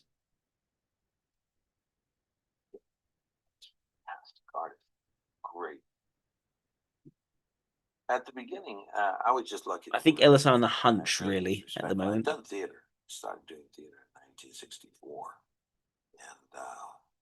and I was doing off LA theater, which is really far off Broadway, and then I did it for up until 1981. I did. That's all I did was theater, and I would sprinkle it with some TV. One thing I would say, I think an ESI probably would take the money at some point, like sooner. ESIs are more pragmatic in their values than an LSI. I think not only do you have to be determined, so stubborn your intuition, where the focus on the introvert intuition, not an extrovert intuition, but also a certain sense of doesn't matter how much you pay me, I retain my creative control almost as a matter of principle, which I think leads more LSI than ESI. ESI may bend a little bit more at that point. Let's see. Very few. You'd be mad not to take that sort of money, that sort of thinking. Presence. First time I did a Kojak was the first time I got my SAG card, actually. Kojak, because of David Friedkin, who was a great writer, and he was a creator of I Spy, and he was directing me Kojak, and I was a friend of his family's, and I'd known him for quite a while. So he brought me in, and he actually, that was to see. Oh, I take that back. That was the first television program that I did. And but I had done before that. I had done one movie where I got my SAG card, and that was Aloha, Bobby and Rose. But that was a feature. But the very first television program was, I think, Kojak. It's not that far ago. That's not that long ago, So I'd been. That was in the early 70s, 71. What's interesting, his exposition here. He's talking about what he did. There was times when there isn't that much talking about people and who they are, what they're about. It's kind of centered on him. But I started to not take because I was doing theater, so I really didn't need to do television. Not that I was making any money doing theater, I wasn't. But then I didn't have a very high overhead, and I could deliver my furniture during the day, and because I was delivering furniture, I used to be a rock and roll singer. I was a rock and roll singer from 1960 to 1973, 74. I sang a lot of rock and roll. It was great. And during the 60s, and so I was working doing rock and roll, and then when I quit rock and roll and I started going deeper into theater and film and television, I ended up having antique delivery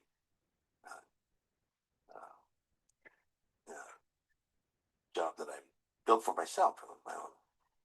So I had my own time frame that I could work, and it became life sustaining. It was very good. I was very happy with the kind of relationship I had with my work and my art. And then when so I could say no to television shows and to things that I really didn't think I should be doing, because they weren't going to enhance me in any way artistically, either as learning something new or, you know, getting an opportunity to do more of something, because I was getting stereotyped. It was just boom, negative characters. And so I said, no, it's not going to work. So I ended up starting to pick my work. And of course, after Zoot Suit, it was all over. 1978, I did a play called Zoot Suit, and just shot me into international recognition that was very well received throughout the world. And from there, right from there, I went into Wolfen with Albert Finney. I was starring opposite Albert, and Albert had just finished doing Tom Jones and won great critical acclamation for it. And so we were both like riding very strong wave. And then right after that, all that time I was doing El Pachuco and Zoot Suit. I'd gone to Broadway, and we were the very first actors, Latino actor. I led the very first Latino play dealing with Latino themes, on Broadway, in the history of Broadway. It's like Miami Vice was truly a centerpiece of Latino art, because it had, in many ways, constructed a new look for Latino, just like what Desi Arnaz did in the 50s when he did the I Love Lucy show, and he was the creator, executive producer of the show, and created the 3-camera event and Desilu Studios. So they were really, he was a great pioneer. During that period of time, Anthony Quinn, of course, had done features, and he had done some Requiem. Just his answer before on, building up his own business so that he doesn't have to be drawn into roles which pigeonhole him or somehow do not feed into what he feels he needs to be doing in his craft. I'm not sure if it's gamma values. It seems to me to be in a sense of, this is what I do, this is my craft, this is what I am about as an actor, and this does not fit into my vision of what I see myself as doing in this craft. And it suggests a sense of very much clarity in terms of where he wants to go in terms of creative control and those other sorts of things. It's interesting, he doesn't talk about people, he talks about himself resisting influences to go away from the path he sees for himself in terms of his acting.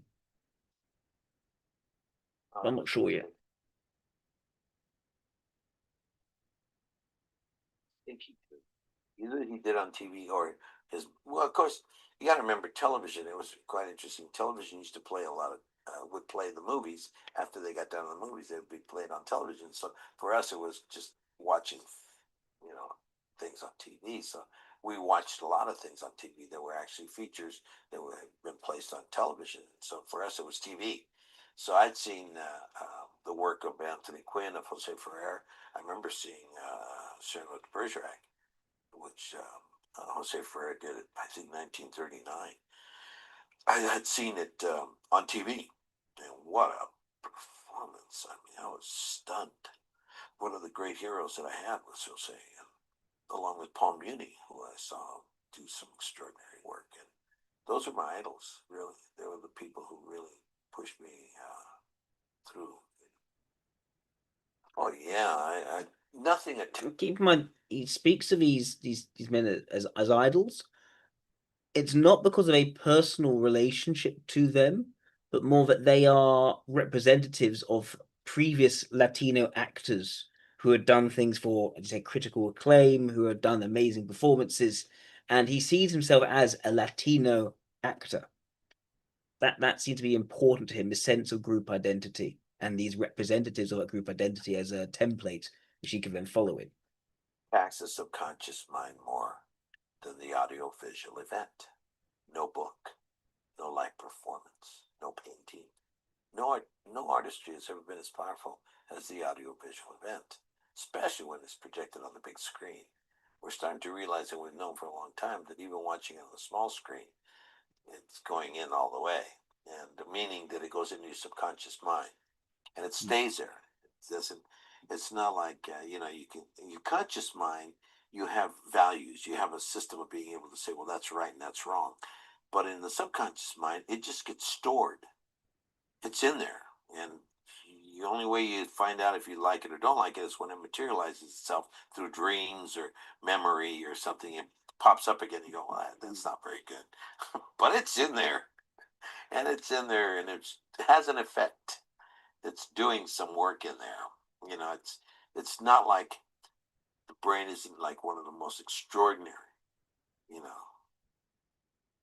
computer systems, if you want to call it. It's the ultimate.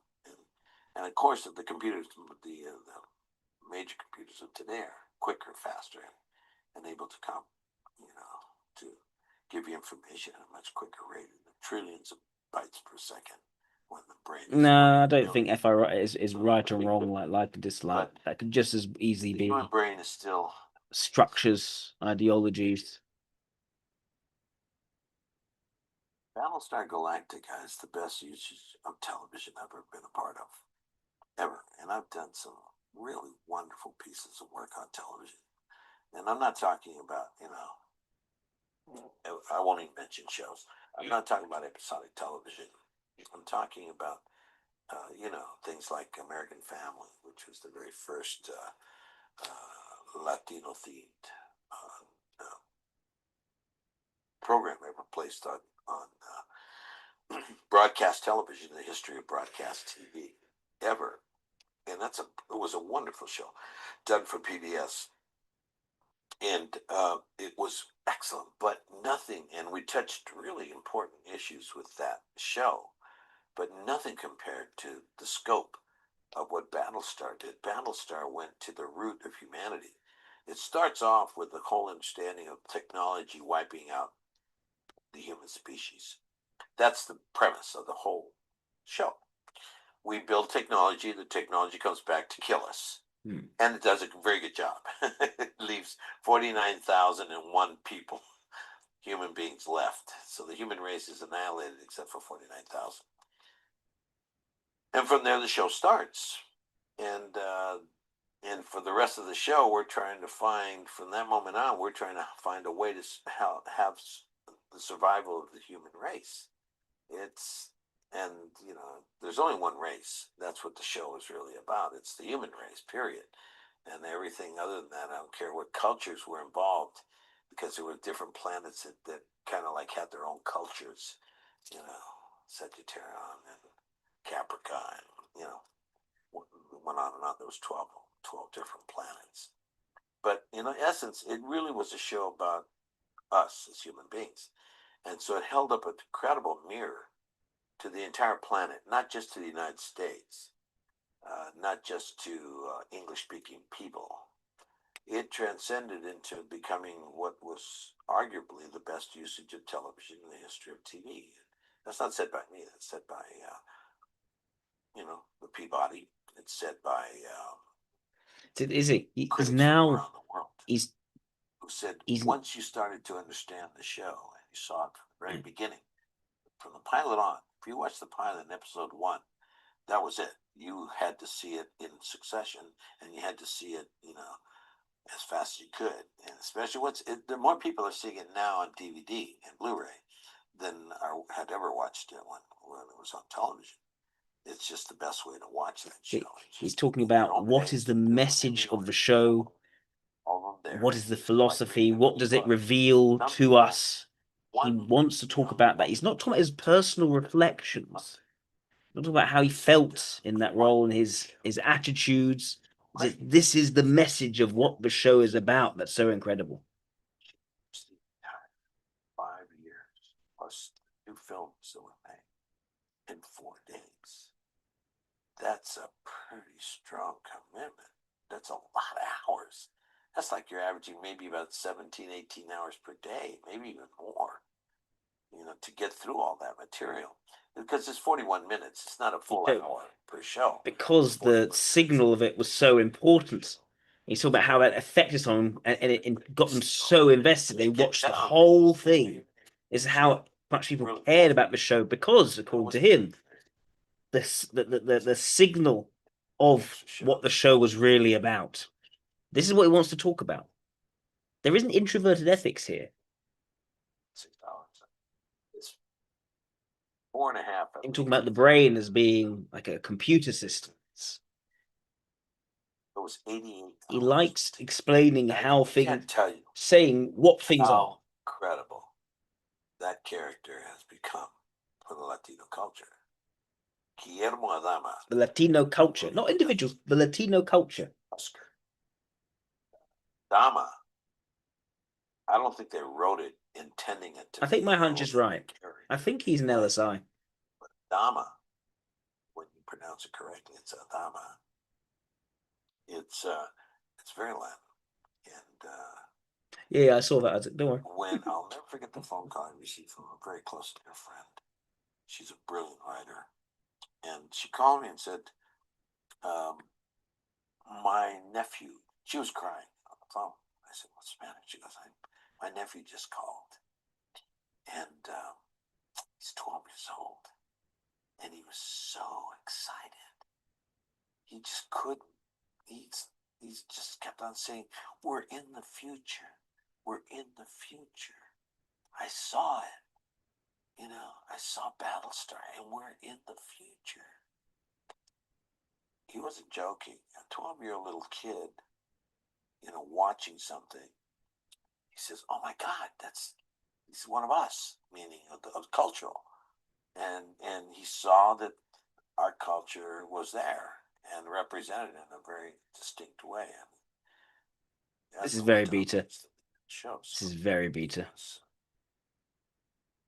It was a very important position in the show and the story. Was the representation of the culture, of his Latino culture in the show, and how that affects people to know that the Latino culture is represented in the show, how it means to people. Never been. And he doesn't talk about individual characters. He talks about how cultures are represented. He talks about what the message of a show truly is. It's like when the African American experience finally got to be shown. The African American experience. What is the African American experience? It's an introverted logic way of talking about something. The African American experience, the Latino experience. What is that? Because there's no individuals in that. All images on television and motion picture, less than 2% are Latino. Now we handle, they say 16, but I'm pretty close. He's an LSI. 20% of the population. About 1 out of every 5 people in this country is Latin-based, okay, culturally. So with that being said, to be less than 2% of the images that you see, there's something drastically wrong. That's one of the reasons why we say there should be more understanding of the cultural diversity that makes this country so powerful and so great in our arts, especially in film and television. We're getting, like I said, a balance with the African American, but the indigenous, the Asian American, and the Latino are very, very, they don't even exist in this culture of television and motion picture. And if they do, they exist in a very beta. The idea that cultures have to be represented in the public consciousness. That's important.